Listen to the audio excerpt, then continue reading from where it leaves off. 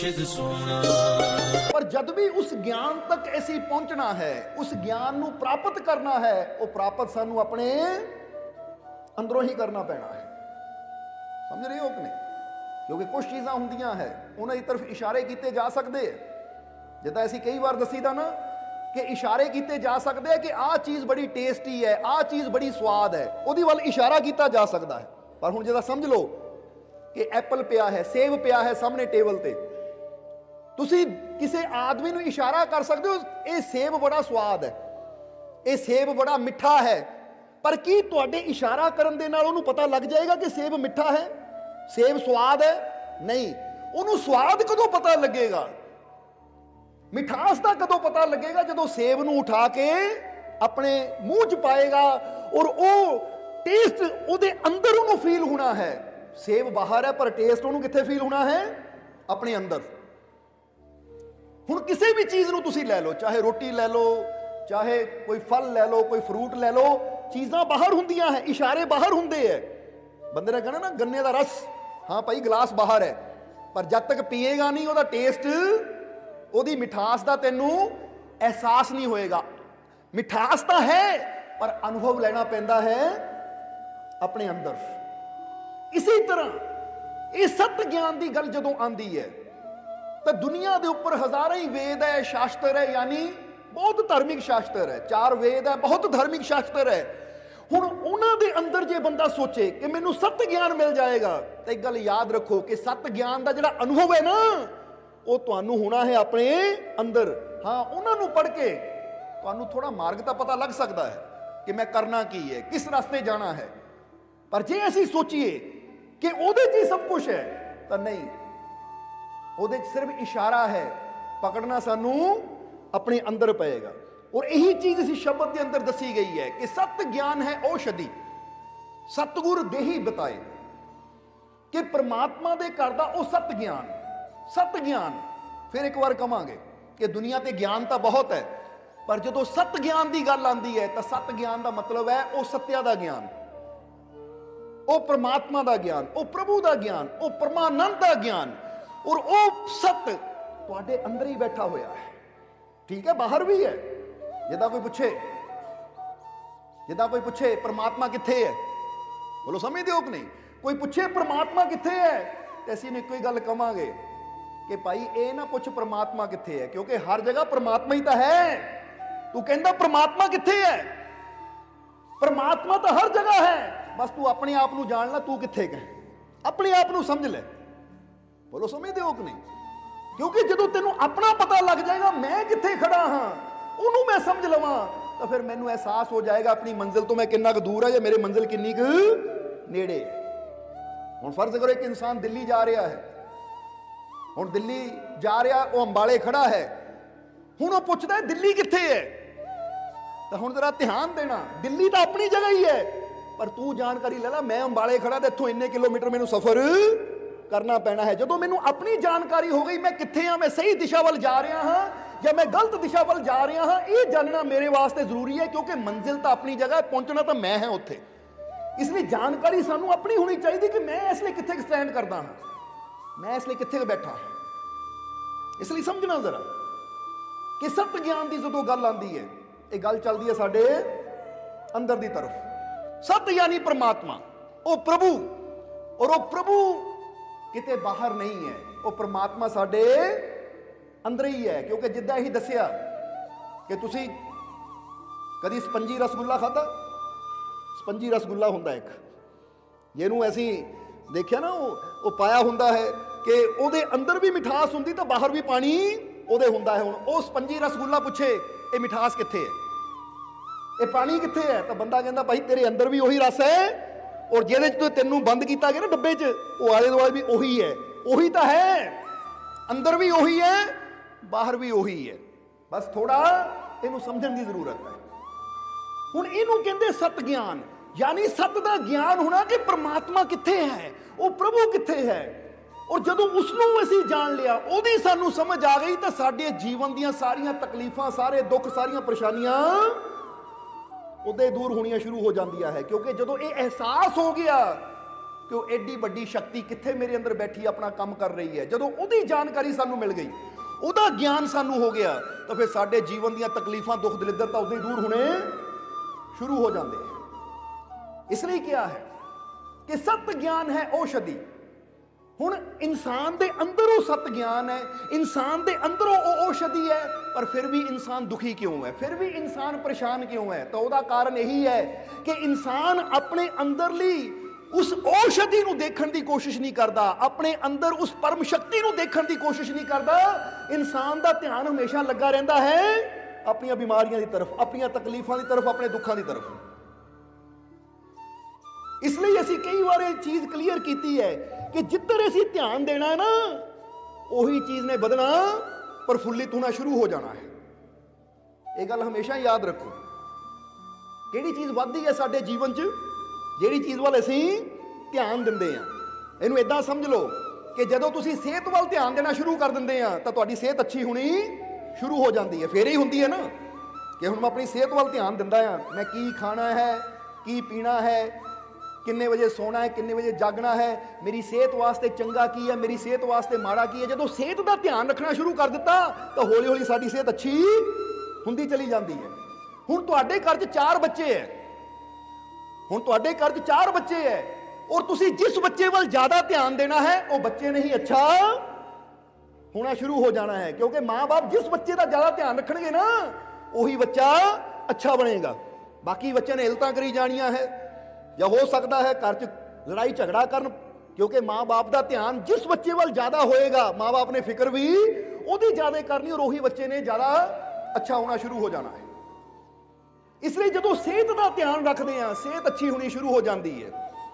ਜਾਂ ਇਹਨੂੰ ਇਦਾਂ ਵੀ ਸਮਝ ਲਓ ਕਿ ਤੁਸੀਂ ਜਿਮ 'ਚ ਜਾ ਕੇ ਐਕਸਰਸਾਈਜ਼ ਕਰਦੇ ਹੋ, ਹੁਣ ਜਿਸ ਪਾਰਟ ਦਾ, ਬੋਡੀ ਪਾਰਟ ਦਾ ਧਿਆਨ ਕਰਕੇ ਨਾ ਤੁਸੀਂ ਐਕਸਰਸਾਈਜ਼ ਲਾਉਂਦੇ ਹੋ, ਉਹੀ ਪਾਰਟ ਨੂੰ ਤੁਸੀਂ ਦੇਖਦੇ ਹੋ ਸ਼ਕਤੀ ਮਿਲਣੀ ਸ਼ੁਰੂ ਹੋ ਜਾਂਦੀ ਹੈ।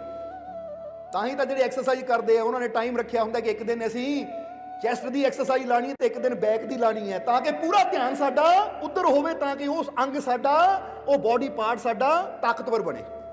ਹੁੰਦਾ ਕਿ ਨਹੀਂ ਏਦਾਂ? ਇਹਦਾ ਮਤਲਬ ਇੱਥੋਂ ਪਤਾ ਲੱਗਦਾ ਹੈ ਕਿ ਜਿਸ ਚੀਜ਼ ਵੱਲ ਅਸੀਂ ਧਿਆਨ ਦੇਣਾ ਸ਼ੁਰੂ ਕਰ ਦਿੰਦੇ ਆ, ਸਾਡੇ ਜੀਵਨ 'ਚ ਉਹੀ ਚੀਜ਼ ਬਲਸ਼ਾਲੀ ਵਧਣੀ ਸ਼ੁਰੂ ਹੋ ਜਾਂਦੀ ਹੈ। ਇਸ ਲਈ ਇਸ ਚੀਜ਼ ਤੋਂ ਤੁਸੀਂ ਇਹ ਗੱਲ ਸਮਝ ਲੈਣੀ ਕਿ ਗਮਲੇ ਦੇ ਵਿੱਚ 4 ਪੌਦੇ ਹੈ, ਹੁਣ ਤਿੰਨਾਂ ਨੂੰ ਤੁਸੀਂ ਪੁੱਛਦੇ ਨਹੀਂ ਹੋ, ਪਰ ਇੱਕ ਦਾ ਤੁਸੀਂ ਪੂਰਾ ਧਿਆਨ ਰੱਖਦੇ ਹੋ, ਤਾਂ ਕਿਹੜੇ ਪੌਦੇ ਨੇ ਵਧਣਾ ਹੈ? ਜਵਾਬ ਦਿਓ ਸਾਨੂੰ। ਕਿਉਂਕਿ ਜਿਹਦਾ ਤੁਸੀਂ ਧਿਆਨ ਰੱਖਦੇ ਹੋ, ਧਿਆਨ ਦਾ ਮਤਲਬ ਇਹਨੂੰ ਸਮੇਂ ਸਿਰ ਪਾਣੀ ਦੇਣਾ, ਸਮੇਂ ਸਿਰ ਖਾਦ ਦੇਣੀ, ਕੋਈ ਜਾਨਵਰ ਇਹਨੂੰ ਖਾ ਨਾ ਜਾਵੇ, ਟਾਈਮ ਸਿਰ ਧੁੱਪੇ ਰੱਖਣਾ, ਟਾਈਮ ਸਿਰ ਉਹਨੂੰ ਛਾਵੇਂ ਰੱਖਣਾ, ਬਰਸਾਤ ਤੋਂ, ਮੀਂਹ ਹਨੇਰੀ ਤੋਂ ਬਚਾ ਕੇ ਰੱਖਣਾ, ਇਹਨੂੰ ਕਹਿੰਦੇ ਧਿਆਨ ਦੇਣਾ। ਹੁਣ ਇਸੇ ਤਰ੍ਹਾਂ ਸਾਡੇ ਜੀਵਨ 'ਚ ਸੁੱਖ ਵੀ ਹੈ, ਸਾਡੇ ਜੀਵਨ 'ਚ ਦੁੱਖ ਵੀ ਹੈ, ਸਾਡੇ ਜੀਵਨ 'ਚ ਖੁਸ਼ੀਆਂ ਵੀ ਹੈ, ਸਾਡੇ ਜੀਵਨ 'ਚ ਗਮੀਆਂ ਵੀ ਹੈ, ਸਾਡੇ ਜੀਵਨ 'ਚ ਨੈਗੇਟਿਵਿਟੀ ਵੀ ਹੈ, ਸਾਡੇ ਜੀਵਨ 'ਚ ਪੋਜ਼ਿਟਿਵਿਟੀ ਵੀ ਹੈ। ਪਰ ਸਾਡੇ ਜੀਵਨ 'ਚ ਵਾਧਾ ਕੀ ਹੈ? ਕਿਹੜੀ ਚੀਜ਼ ਸਾਡੇ ਜੀਵਨ 'ਚ ਵਧੇਗੀ? ਕਿਹੜੀ ਚੀਜ਼ ਨੂੰ ਬਲ ਮਿਲੇਗਾ? ਕਿਹੜੀ ਚੀਜ਼ ਨੂੰ ਸ਼ਕਤੀ ਮਿਲੇਗੀ? ਇਹ ਯਾਦ ਰੱਖੋ, ਸ਼ਕਤੀ ਉਸੇ ਚੀਜ਼ ਨੂੰ ਮਿਲੇਗੀ ਜਿਸ ਚੀਜ਼ ਵੱਲ ਅਸੀਂ ਜ਼ਿਆਦਾ ਧਿਆਨ ਰੱਖਾਂਗੇ। ਜੇ ਜ਼ਿਆਦਾ ਧਿਆਨ ਆਪਣੇ ਦੁੱਖਾਂ ਵੱਲ ਹੀ ਰੱਖਾਂਗੇ, ਹਾਏ ਮੈਨੂੰ ਆਹ ਦੁੱਖ ਹੈ, ਮੈਨੂੰ ਆਹ ਦੁੱਖ ਹੈ, ਮੈਨੂੰ ਆਹ ਦੁੱਖ ਹੈ, ਤਾਂ ਦੁੱਖ ਕਰਕੇ ਤੁਸੀਂ ਆਪਣੀ ਪੂਰੀ ਅਟੈਂਸ਼ਨ, ਪੂਰਾ ਧਿਆਨ ਜਿਹੜਾ ਦੁੱਖ ਨੂੰ ਦਿੱਤਾ ਹੋਇਆ ਹੈ, ਤਾਂ ਸਮਝ ਲਓ ਤੁਹਾਡੇ ਜੀਵਨ 'ਚ ਦੁੱਖ ਹੀ ਵੱਧਦਾ ਚਲਾ ਜਾਏਗਾ। ਕਿਉਂਕਿ ਦੁੱਖ ਵੀ ਇੱਕ ਪੌਦਾ ਹੈ, ਸੁੱਖ ਵੀ ਇੱਕ ਪੌਦਾ ਹੈ। ਤੁਸੀਂ ਜਿਸ ਪੌਦੇ ਵੱਲ ਜ਼ਿਆਦਾ ਧਿਆਨ ਰੱਖਣਾ ਹੈ, ਜਿੱਧਰ ਤੁਸੀਂ ਜ਼ਿਆਦਾ ਆਪਣੀ ਸੁਰਤੀ ਰੱਖਣੀ ਹੈ, ਜਿਹਦੇ ਬਾਰੇ ਜ਼ਿਆਦਾ ਗੱਲ ਕਰਨੀ ਹੈ, ਜਿਹਦੇ ਬਾਰੇ ਜ਼ਿਆਦਾ ਸੋਚਣਾ, ਉਹੀ ਚੀਜ਼ ਤੁਹਾਡੇ ਜੀਵਨ 'ਚ ਵਧਣੀ ਸ਼ੁਰੂ ਹੋ ਜਾਣੀ ਹੈ। ਜਿਹਦਾ ਇੱਕ ਕਹਾਵਤ ਬੜੀ ਪਿਆਰੀ ਹੈ, ਇੱਕ ਕਹਾਣੀ ਬੜੀ ਪਿਆਰੀ ਹੈ, ਜੋ ਮਹਾਤਮਾ ਬੁੱਧ ਆਪਣੇ ਸੇਵਕਾਂ ਨੂੰ ਸੁਣਾਉਂਦੇ ਹੁੰਦੇ ਸੀ। ਮਹਾਤਮਾ ਬੁੱਧ ਆਪਣੇ ਸੇਵਕਾਂ ਨੂੰ ਇੱਕ ਕਹਾਣੀ ਸੁਣਾਉਂਦੇ ਹੁੰਦੇ ਸੀ ਕਿ ਇੱਕ ਜੰਗਲ ਦੇ ਵਿੱਚ 2 ਸ਼ੇਰ ਲੜ ਰਹੇ ਹੈ। ਇੱਕ ਜੰਗਲ ਵਿੱਚ 2 ਸ਼ੇਰ ਲੜ ਰਹੇ ਹੈ, ਉਹ ਦਿਨ ਰਾਤ ਲੜੀ ਜਾਂਦੇ ਹੈ, ਦਿਨ ਰਾਤ ਲੜੀ ਜਾਂਦੇ ਹੈ। ਤਾਂ ਹੁਣ ਜ਼ਰਾ ਗੌਰ ਕਰਨਾ, ਜਦੋਂ ਇੰਨੀ ਗੱਲ ਕਹਿ ਕੇ ਉਹ ਚੁੱਪ ਹੋਏ, ਤੇ ਇੱਕ ਸੇਵਕ ਨੇ ਪੁੱਛਿਆ, ਮਹਾਰਾਜ ਉਹਨਾਂ ਨੂੰ ਜਿੱਤੇਗਾ ਕੌਣ ਫਿਰ? ਜੇ 2 ਸ਼ੇਰ ਲੜ ਰਹੇ ਹੈ ਤਾਂ ਜਿੱਤ ਕਿਹਦੀ ਹੁੰਦੀ ਹੈ? ਤਾਂ ਮਹਾਤਮਾ ਬੁੱਧ ਨੇ ਮੁਸਕਰਾ ਕੇ ਕਿਹਾ, ਕਹਿੰਦੇ ਜਿੱਤ ਉਸ ਸ਼ੇਰ ਦੀ ਹੋਣੀ ਹੈ ਜਿਹਨੂੰ ਤੁਸੀਂ ਖੁਰਾਕ ਦੇਣੀ ਹੈ। ਕਹਿੰਦੇ ਮਹਾਰਾਜ ਸਮਝੇ ਨਹੀਂ ਅਸੀਂ। ਤਾਂ ਮਹਾਤਮਾ ਬੁੱਧ ਕਹਿੰਦੇ ਇਹ ਤੁਹਾਨੂੰ ਤੁਹਾਡੇ ਅੰਦਰ ਦੀ ਖਬਰ ਦਿੱਤੀ ਹੈ ਅਸੀਂ, ਕਿਉਂਕਿ ਤੁਹਾਡੇ ਇਹ ਜੀਵਨ ਦੇ ਅੰਦਰ ਨਾ 2 ਸ਼ੇਰ ਲੜ ਰਹੇ ਹੈ। ਇੱਕ ਅੱਛੀ ਸੋਚ ਹੈ ਔਰ ਇੱਕ ਬੁਰੀ ਸੋਚ ਹੈ। ਇੱਕ ਨੈਗੇਟਿਵਿਟੀ ਹੈ, ਇੱਕ ਪੋਜ਼ਿਟਿਵਿਟੀ ਹੈ। ਇਸ ਲਈ ਤੁਸੀਂ ਦੇਖੋਗੇ ਤੁਹਾਡੇ ਮਨ 'ਚ ਅੱਛਾ ਵੀ ਚੱਲਦਾ ਹੈ, ਤੁਹਾਡੇ ਮਨ 'ਚ ਬੁਰਾ ਵੀ ਚੱਲਦਾ ਹੈ। ਚੱਲਦਾ ਕਿ ਨਹੀਂ? ਕਦੀ ਕਦੀ ਮਨ 'ਚ ਅੱਛਾ ਹੁੰਦਾ ਹੈ ਔਰ ਕਦੀ ਕਦੀ ਮਨ 'ਚ ਇੰਨਾ ਬੁਰਾ ਹੋ ਜਾਂਦਾ ਹੈ ਕਿ ਨੈਗੇਟਿਵਿਟੀ ਚੱਲਦੀ ਹੈ। ਹੁਣ ਇਹ ਦੋ ਸ਼ੇਰ ਹੈ ਜੋ ਸਾਡੇ ਅੰਦਰ ਹਰ ਵੇਲੇ ਲੜ ਰਹੇ ਹੈ, ਅੱਛੇ ਵਿਚਾਰ ਬੁਰੇ ਵਿਚਾਰ। ਹੁਣ ਜਿੱਤ ਕਿਹਦੀ ਹੋਣੀ ਹੈ? ਜਿੱਤ ਉਹਦੀ ਹੋਣੀ ਹੈ ਜਿਹਨੂੰ ਤੁਸੀਂ ਖੁਰਾਕ ਦੇਣੀ ਹੈ। ਔਰ ਖੁਰਾਕ ਦਾ ਮਤਲਬ ਹੈ ਜਿਹਦਾ ਤੁਸੀਂ ਜ਼ਿਆਦਾ ਧਿਆਨ ਦੇਣਾ ਹੈ, ਜਿਹਦੇ ਬਾਰੇ ਜ਼ਿਆਦਾ ਸੋਚਣਾ ਹੈ, ਉਹਨੂੰ ਬਲ ਮਿਲਣਾ ਹੈ। ਕਿਉਂਕਿ ਜਿਹੜੀ ਸੋਚ ਬਾਰੇ ਤੁਸੀਂ ਜ਼ਿਆਦਾ ਸੋਚਦੇ ਗਏ ਉਹ ਸੋਚ ਨੂੰ ਬਲ ਮਿਲਣਾ, ਸ਼ਕਤੀ ਮਿਲਣੀ ਸ਼ੁਰੂ ਹੋ ਜਾਣੀ ਔਰ ਉਹਨਾਂ ਹੀ ਵੱਧਦੀ ਚਲੀ ਜਾਣਾ ਹੈ। ਇਸ ਲਈ ਜੇ ਤੁਸੀਂ ਚਾਹੁੰਦੇ ਹੋ ਤੁਹਾਡੇ ਜੀਵਨ 'ਚ ਸੁੱਖ ਵਧਣ, ਤੁਹਾਡੇ ਜੀਵਨ 'ਚ ਖੁਸ਼ੀਆਂ ਵਧਣ, ਤੁਹਾਡੇ ਜੀਵਨ 'ਚ ਸ਼ਾਂਤੀ ਵਧੇ, ਤੁਹਾਡੇ ਜੀਵਨ 'ਚ ਪ੍ਰੇਮ ਵਧੇ, ਤੁਹਾਡੇ ਜੀਵਨ 'ਚ ਤੰਦਰੁਸਤੀ ਆਵੇ, ਤਾਂ ਫਿਰ ਧਿਆਨ ਕਿੱਥੇ ਦੇਣਾ ਹੈ? ਖੁਸ਼ੀਆਂ ਦੀ ਤਰਫ, ਤੰਦਰੁਸਤੀ ਦੀ ਤਰਫ। ਧਿਆਨ ਕਿੱਥੇ ਦੇਣਾ ਹੈ? ਆਨੰਦ ਦੀ ਤਰਫ, ਸ਼ਾਂਤੀ ਦੀ ਤਰਫ। ਧਿਆਨ ਕਿੱਥੇ ਦੇਣਾ? ਪੋਜ਼ਿਟਿਵਿਟੀ ਦੀ ਤਰਫ, ਆਪਣੇ ਮਾਲਿਕ ਦੀ ਰਹਿਮਤ ਦੀ ਤਰਫ ਧਿਆਨ ਦੇਣਾ ਹੈ। ਕਿਉਂਕਿ ਜਦੋਂ ਰਹਿਮਤ ਵੱਲ ਧਿਆਨ ਜਾਂਦਾ ਤਾਂ ਸਾਡੇ ਜੀਵਨ 'ਚ ਰਹਿਮਤ ਵਧਣੀ ਸ਼ੁਰੂ ਹੋ ਜਾਂਦੀ ਹੈ। ਜਦੋਂ ਦੁੱਖਾਂ ਵੱਲ ਧਿਆਨ ਜਾਂਦਾ ਹੈ ਤਾਂ ਫਿਰ ਦੁੱਖ ਵਧਣੇ ਸ਼ੁਰੂ ਹੋ ਜਾਂਦੇ ਆ। ਹੁਣ ਇਹ ਤੁਸੀਂ ਸੋਚਣਾ ਹੈ, ਇਹਨੂੰ ਇਦਾਂ ਸਮਝ ਲਓ ਕਿ ਤੁਹਾਡੇ ਅੰਦਰ ਹੀ ਦੁੱਖਾਂ ਦਾ ਪੌਦਾ ਵੀ ਹੈ ਤਾਂ ਸੁੱਖਾਂ ਦਾ, ਮਾਲਕ ਦੀਆਂ ਰਹਿਮਤਾਂ ਦਾ ਪੌਦਾ ਵੀ ਹੈ। ਪੌਦਾ ਯਾਨੀ ਉਹ ਪੇੜ ਹੈ, ਬ੍ਰਿਕਸ਼ ਹੈ। ਹੁਣ ਤੁਸੀਂ ਜਿਸ ਪੌਦੇ ਨੂੰ ਆਪਣੇ ਜੀਵਨ 'ਚ ਵਧਾਉਣਾ ਚਾਹੁੰਦੇ ਹੋ ਉਹਦੇ ਵੱਲ ਧਿਆਨ ਦੇਣਾ ਸ਼ੁਰੂ ਕਰ ਦਿਓ। ਜੇ ਤੁਰਦੇ ਫਿਰਦੇ ਉੱਠਦੇ ਬੈਠਦੇ ਆਪਣੇ ਮਾਲਿਕ ਦਾ ਧਿਆਨ ਕਰੋਗੇ, ਆਪਣੇ ਮਾਲਿਕ ਦੀ ਰਹਿਮਤ ਤੇ ਵਿਸ਼ਵਾਸ ਰੱਖੋਗੇ ਕਿ ਮੇਰੇ ਮਾਲਿਕ ਦੀ ਰਹਿਮਤ ਹਮੇਸ਼ਾ ਮੇਰੇ ਨਾਲ ਹੈ, ਤਾਂ ਸਮਝ ਲਓ ਤੁਸੀਂ ਆਪਣੇ ਮਾਲਿਕ ਦੀ ਰਹਿਮਤ ਦੇ ਪੌਦੇ ਨੂੰ ਧਿਆਨ ਦਾ ਜਲ ਦੇ ਰਹੇ ਹੋ, ਤਾਂ ਉਹ ਤੁਹਾਡੇ ਜੀਵਨ 'ਚ ਰਹਿਮਤ ਵਧਣੀ ਸ਼ੁਰੂ ਹੋ ਜਾਏਗੀ। ਤਾਂ ਜੇ ਰਹਿਮਤ ਨੂੰ ਭੁੱਲ ਕੇ, ਮਾਲਿਕ ਦੀ ਕਿਰਪਾ ਨੂੰ ਭੁੱਲ ਕੇ ਤੁਸੀਂ ਸੋਚੀ ਦੁੱਖਾਂ ਬਾਰੇ ਜਾਓਗੇ, ਸੋਚੀ ਆਪਣੀਆਂ ਪਰੇਸ਼ਾਨੀਆਂ ਬਾਰੇ ਜਾਓਗੇ, ਗੱਲ ਹੀ ਆਪਣੀਆਂ ਬਿਮਾਰੀਆਂ ਦੀ ਕਰੀ ਜਾਓਗੇ, ਆਪਣੀਆਂ ਤਕਲੀਫਾਂ ਦੀ ਕਰੀ ਜਾਓਗੇ, ਤਾਂ ਇਹਦਾ ਮਤਲਬ ਤੁਸੀਂ ਆਪਣੇ ਦੁੱਖਾਂ, ਤਕਲੀਫਾਂ, ਪਰੇਸ਼ਾਨੀਆਂ ਦੇ ਪੌਦੇ ਨੂੰ ਪਾਣੀ ਦੇ ਰਹੇ ਹੋ। ਤਾਂ ਤੁਹਾਡੇ ਜੀਵਨ 'ਚ ਇਹ ਪਰੇਸ਼ਾਨੀਆਂ, ਇਹ ਤਕਲੀਫਾਂ, ਦੁੱਖਾਂ ਦੇ ਹੀ ਪੌਦੇ ਨੇ ਫਲੀਭੂਤ ਹੋਣਾ ਹੈ, ਵਧਣਾ ਹੈ। ਇਸ ਲਈ ਥੋੜਾ ਜਿਹਾ ਆਪਣੀ ਸੋਚ ਨੂੰ ਚੈੱਕ ਕਰਿਆ ਕਰੋ। ਚੈੱਕ ਕਰਨ ਦਾ ਮਤਲਬ ਹੈ ਥੋੜਾ ਦੇਖਿਆ ਕਰੋ ਕਿ ਮੇਰੇ ਅੰਦਰ ਕਿਹੜੇ ਵਿਚਾਰ ਚੱਲ ਰਹੇ ਹੈ, ਮੈਂ ਕਿਸ ਪੌਦੇ ਨੂੰ ਪਾਣੀ ਦੇ ਰਿਹਾ, ਮੈਂ ਕਿਸ ਪੌਦੇ ਨੂੰ ਜਲ ਦੇ ਰਿਹਾ ਹਾਂ। ਤਾਂ ਜਿਸ ਪੌਦੇ ਨੂੰ ਮੈਂ ਜਲ ਦੇਣਾ ਹੈ ਉਹੀ ਤਾਂ ਮੈਨੂੰ ਮਿਲਣਾ ਹੈ। ਸਮਝਦੇ ਹੋ ਕਿ ਨਹੀਂ? ਕਿਉਂਕਿ ਜਿੱਦਾਂ ਦੱਸਿਆ ਮਾਲਿਕ ਦੇ ਘਰ 'ਚ, ਇਸ ਸੰਸਾਰ ਦੇ ਵਿੱਚ, ਇਸ ਬ੍ਰਹਿਮੰਡ ਦੇ ਵਿੱਚ ਨੈਗੇਟਿਵਿਟੀ ਵੀ ਹੈ, ਪੋਜ਼ਿਟਿਵਿਟੀ ਵੀ ਹੈ, ਦੁੱਖ ਵੀ ਹੈ, ਸੁੱਖ ਵੀ ਹੈ। ਪਰ ਤੁਹਾਨੂੰ ਉਹ ਮਿਲਣਾ ਜਿਹਦੇ ਵੱਲ ਤੁਸੀਂ ਸੁਰਤੀ ਜੋੜ ਦੇਣੀ ਹੈ। ਇੱਕ ਥੋੜਾ ਜਿਹਾ ਤੁਹਾਨੂੰ ਇੱਕ ਸਵਾਲ ਪੁੱਛਾਂਗੇ, ਉਹਦਾ ਜਵਾਬ ਦੇਣਾ। ਤਿਆਰ ਹੋ ਜਵਾਬ ਦੇਣ ਨੂੰ?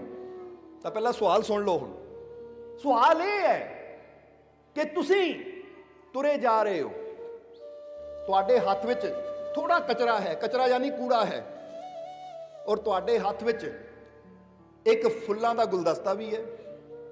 ਹੁਣ ਤੁਸੀਂ ਤੁਰੇ ਜਾ ਰਹੇ ਹੋ, ਤੁਰੇ ਜਾ ਰਹੇ ਹੋ, ਔਰ ਅੱਗੇ ਇੱਕ ਜਗ੍ਹਾ ਦੋ ਆਦਮੀ ਖੜੇ ਹੈ। ਇੱਕ ਦੇ ਕੋਲ ਕਚਰੇ ਦਾ ਵੱਡਾ ਟੋਕਰਾ ਹੈ ਤਾਂ ਦੂਜੇ ਦੇ ਕੋਲ ਫੁੱਲ ਹੈ। ਹੁਣ ਜੇ ਤੁਸੀਂ ਆਪਣੇ ਹੱਥ 'ਚ ਫੜਿਆ ਕਚਰਾ ਕਿਸੇ ਨੂੰ ਦੇਣਾ ਹੋਵੇ ਤਾਂ ਕਿਹਨੂੰ ਦਵੋਗੇ? ਫੁੱਲਾਂ ਵਾਲੇ ਨੂੰ ਦਵੋਗੇ ਜਾਂ ਜਿਹਦੇ ਕੋਲ ਪਹਿਲਾਂ ਹੀ ਕਚਰੇ ਦਾ ਟੋਕਰਾ ਚੱਕਿਆ ਹੋਇਆ ਹੈ ਉਹ ਕਚਰਾ ਉੱਥੇ ਦਵੋਗੇ? ਤੁਸੀਂ ਜਵਾਬ ਦਿਓ। ਇਹ ਸਵਾਲ ਦਾ ਜਵਾਬ ਦੇਣਾ ਤੁਸੀਂ।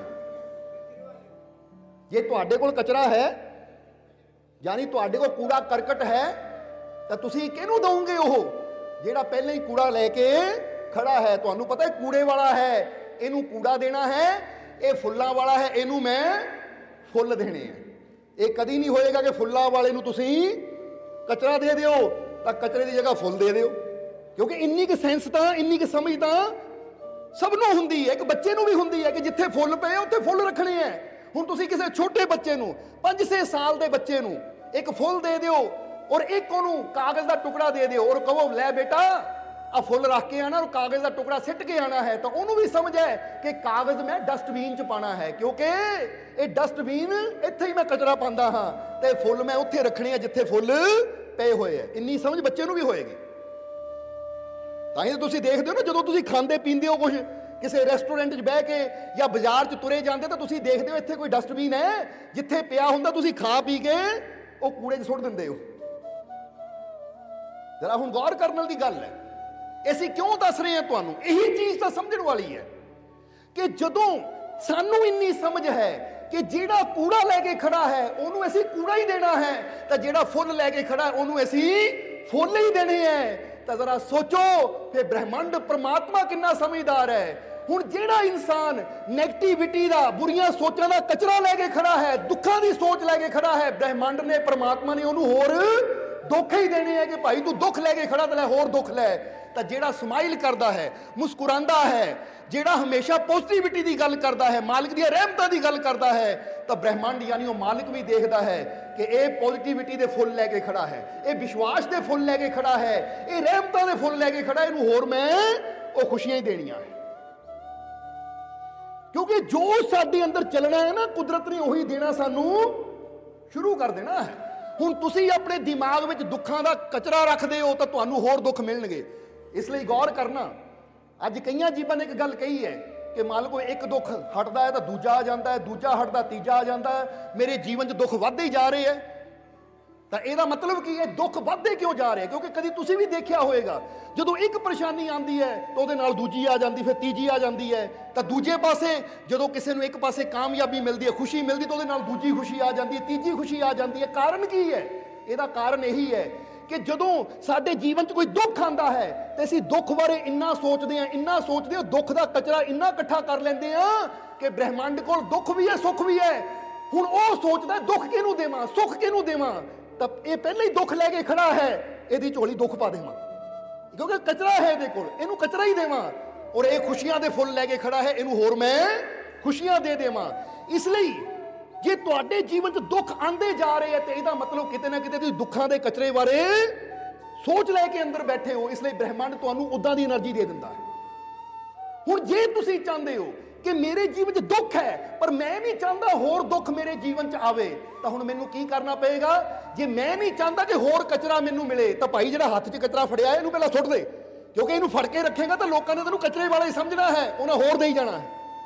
ਹੁਣ ਜੇ ਤੂੰ ਚਾਹੁੰਦਾ ਮੇਰੇ ਜੀਵਨ 'ਚ ਖੁਸ਼ੀਆਂ ਦੀ ਮਹਿਕ ਆਵੇ, ਇਹ ਕਚਰਾ ਸੁੱਟ ਔਰ ਫੁੱਲ ਚੱਕ ਲੈ, ਫੁੱਲ ਉਠਾ ਲੈ, ਅੱਛਾ ਉਠਾ ਲੈ, ਕਿਉਂਕਿ ਜਿਹੜੀ ਚੀਜ਼ ਫੜ ਕੇ ਤੂੰ ਖੜਾ ਹੋਏਗਾ ਨਾ ਉਹੀ ਚੀਜ਼ ਤੈਨੂੰ ਮਿਲਣੀ ਹੈ।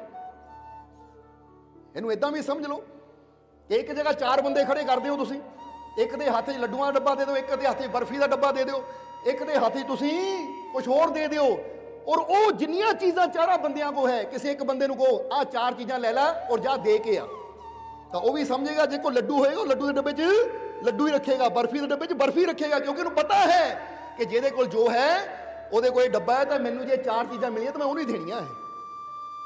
ਹੁੰਦਾ ਕਿ ਨਹੀਂ ਇਸ ਤਰ੍ਹਾਂ? ਤਾਂ ਹੀ ਤਾਂ ਜਿੱਥੇ ਸਟਾਲ ਲੱਗੇ ਹੁੰਦੇ ਆ ਕਦੀ ਵਿਆਹਾਂ ਸ਼ਾਦੀਆਂ 'ਚ, ਤਾਂ ਇੱਥੇ ਥੋੜਾ ਕਹਿਣਾ ਚਾਹਾਂਗੇ ਜਿਸ ਸਟਾਲ ਤੇ ਜਿਹੜੀ ਚੀਜ਼ ਵਿਕਦੀ ਹੈ ਨਾ, ਬੰਦਾ ਉੱਥੇ ਜਾ ਕੇ ਉਹਦੀ ਡਿਮਾਂਡ ਹੀ ਕਰਦਾ ਹੈ। ਇਹ ਨਹੀਂ ਕਹਿੰਦਾ ਕਿ ਇੱਥੇ ਨਿਊਡਲ ਦਾ ਤਾਂ ਪੀਜ਼ਾ ਮੰਗ ਲਵਾਂ, ਉੱਥੇ ਗੋਲ ਗੱਪੇ ਆ ਤਾਂ ਉੱਥੇ ਮੈਂ ਕੁਝ ਹੋਰ ਮੰਗ ਲਵਾਂ। ਉਹਨੂੰ ਪਤਾ ਜਿਸ ਚੀਜ਼ ਤੇ ਜੋ ਹੈ ਉੱਥੇ ਜਾ ਕੇ ਮੈਨੂੰ ਉਹੀ ਮਿਲਣਾ ਹੈ। ਹੁਣ ਇਹ ਇਸ਼ਾਰਾ ਕਿਉਂ ਕਰ ਰਹੇ ਹੈ? ਤੁਸੀਂ ਦੇਖੋ ਤੁਸੀਂ ਆਪਣੇ ਅੰਦਰ ਕਿਹੜਾ ਸਟਾਲ ਲਾਇਆ ਹੋਇਆ ਹੈ, ਕਿਹੜੀਆਂ ਸੋਚਾਂ ਦਾ ਲਾਇਆ ਹੋਇਆ ਹੈ। ਫਿਰ ਬ੍ਰਹਿਮੰਡ ਨੇ ਉਹੀ ਚੀਜ਼ ਤੁਹਾਨੂੰ ਸਪਲਾਈ ਕਰਨੀ ਸ਼ੁਰੂ ਕਰ ਦੇਣੀ ਹੈ ਕਿ ਉੱਥੇ ਆਹ ਚੀਜ਼ ਵਿਕਦੀ ਹੈ ਭਾਈ, ਉੱਥੇ ਆਹ ਸੋਚ ਚੱਲਦੀ ਹੈ, ਇਸ ਲਈ ਇਹ ਸੋਚ ਮੈਂ ਹੋਰ ਦੇ ਹੀ ਜਾਵਾਂ, ਤਾਂ ਕਿ ਕਿਉਂਕਿ ਉਹਦੀ ਖਿੱਚ ਹੀ ਐਸੀ ਹੈ, ਇਹਨੂੰ ਹੋਰ ਦੇਵਾਂ। ਗੱਲ ਸਮਝ ਆਈ ਕਿ ਨਹੀਂ? ਇਸ ਲਈ ਜੇ ਤੁਸੀਂ ਚਾਹੁੰਦੇ ਹੋ ਤੁਹਾਡੇ ਜੀਵਨ 'ਚ ਖੁਸ਼ੀਆਂ ਆਣ, ਕਾਮਯਾਬੀ ਆਵੇ, ਸਫਲਤਾ ਆਵੇ, ਤਾਂ ਅੱਜ ਤੋਂ ਦੁੱਖਾਂ ਬਾਰੇ ਸੋਚਣਾ ਬੰਦ ਕਰ ਦਿਓ। ਇਹ ਦੁੱਖਾਂ ਦਾ ਕਚਰਾ ਜਿਹੜਾ ਹਰ ਵੇਲੇ ਸਾਡੇ ਅੰਦਰ ਚੱਲਦਾ ਰਹਿੰਦਾ, ਕੂੜਾ ਕਰਕਟ ਸਾਡੇ ਅੰਦਰ ਭਰਿਆ ਪਿਆ ਹੈ ਨਾ, ਇਹਨੂੰ ਅੱਜ ਹੀ ਸਾਫ਼ ਕਰ ਦਿਓ। ਅੱਜ ਆਪਣੇ ਆਪ ਨਾਲ ਇੱਕ ਫੈਸਲਾ ਲੈ ਲਓ ਕਿ ਅੱਜ ਤੋਂ ਬਾਅਦ ਮੈਂ ਦੁੱਖਾਂ ਬਾਰੇ ਨਹੀਂ ਸੋਚਣਾ, ਅੱਜ ਤੋਂ ਬਾਅਦ ਮੈਂ ਪਰੇਸ਼ਾਨੀਆਂ ਬਾਰੇ ਨਹੀਂ ਸੋਚਣਾ, ਅੱਜ ਤੋਂ ਬਾਅਦ ਆਪਣੀ ਹਾਰ ਬਾਰੇ ਨਹੀਂ ਸੋਚਣਾ, ਅੱਜ ਤੋਂ ਬਾਅਦ ਮੈਂ ਖੁਸ਼ੀਆਂ ਬਾਰੇ ਸੋਚਣਾ ਹੈ, ਮਾਲਕ ਦੀਆਂ ਰਹਿਮਤਾਂ ਬਾਰੇ ਸੋਚਣਾ ਹੈ, ਮਾਲਕ ਦੀ ਕਿਰਪਾ ਬਾਰੇ ਸੋਚਣਾ ਹੈ, ਕਾਮਯਾਬੀ ਬਾਰੇ ਸੋਚਣਾ ਹੈ ਕਿ ਜੇ ਮੇਰਾ ਮਾਲਿਕ ਮੇਰੇ ਨਾਲ ਹੈ ਤਾਂ ਮੈਨੂੰ ਕਾਮਯਾਬੀ ਜ਼ਰੂਰ ਮਿਲੇਗੀ, ਜੇ ਮੇਰਾ ਮਾਲਿਕ ਮੇਰੇ ਨਾਲ ਹੈ ਮੈਨੂੰ ਖੁਸ਼ੀਆਂ ਜ਼ਰੂਰ ਮਿਲਣਗੀਆਂ, ਜੇ ਮੇਰਾ ਮਾਲਿਕ ਮੇਰੇ ਨਾਲ ਹੈ ਮੈਨੂੰ ਤੰਦਰੁਸਤੀ ਜ਼ਰੂਰ ਮਿਲੇਗੀ, ਜੇ ਮੇਰਾ ਮਾਲਿਕ ਮੇਰੇ ਨਾਲ ਹੈ ਮੈਨੂੰ ਕਾਮਯਾਬੀ ਜ਼ਰੂਰ ਮਿਲੇਗੀ। ਜਦੋਂ ਇਹੀ ਚੀਜ਼ ਅਸੀਂ ਉੱਠਦੇ ਬੈਠਦੇ ਸੋਚਦੇ ਹਾਂ ਤਾਂ ਫਿਰ ਸਾਡੀ ਸੋਚ ਉਹਦੀ ਰਹਿਮਤ ਨਾਲ ਜੁੜ ਜਾਂਦੀ ਹੈ, ਤਾਂ ਫਿਰ ਉਹਦੀ ਰਹਿਮਤ ਸਾਡੀ ਤਰਫ ਆਣੀ ਸ਼ੁਰੂ ਹੋ ਜਾਂਦੀ ਹੈ, ਕਿਉਂਕਿ ਜਿੱਧਰ ਸਾਡਾ ਧਿਆਨ ਜਾਂਦਾ ਉਹੀ ਚੀਜ਼ ਸਾਡੇ ਜੀਵਨ 'ਚ ਵਧਣੀ ਸ਼ੁਰੂ ਹੋ ਜਾਂਦੀ ਹੈ।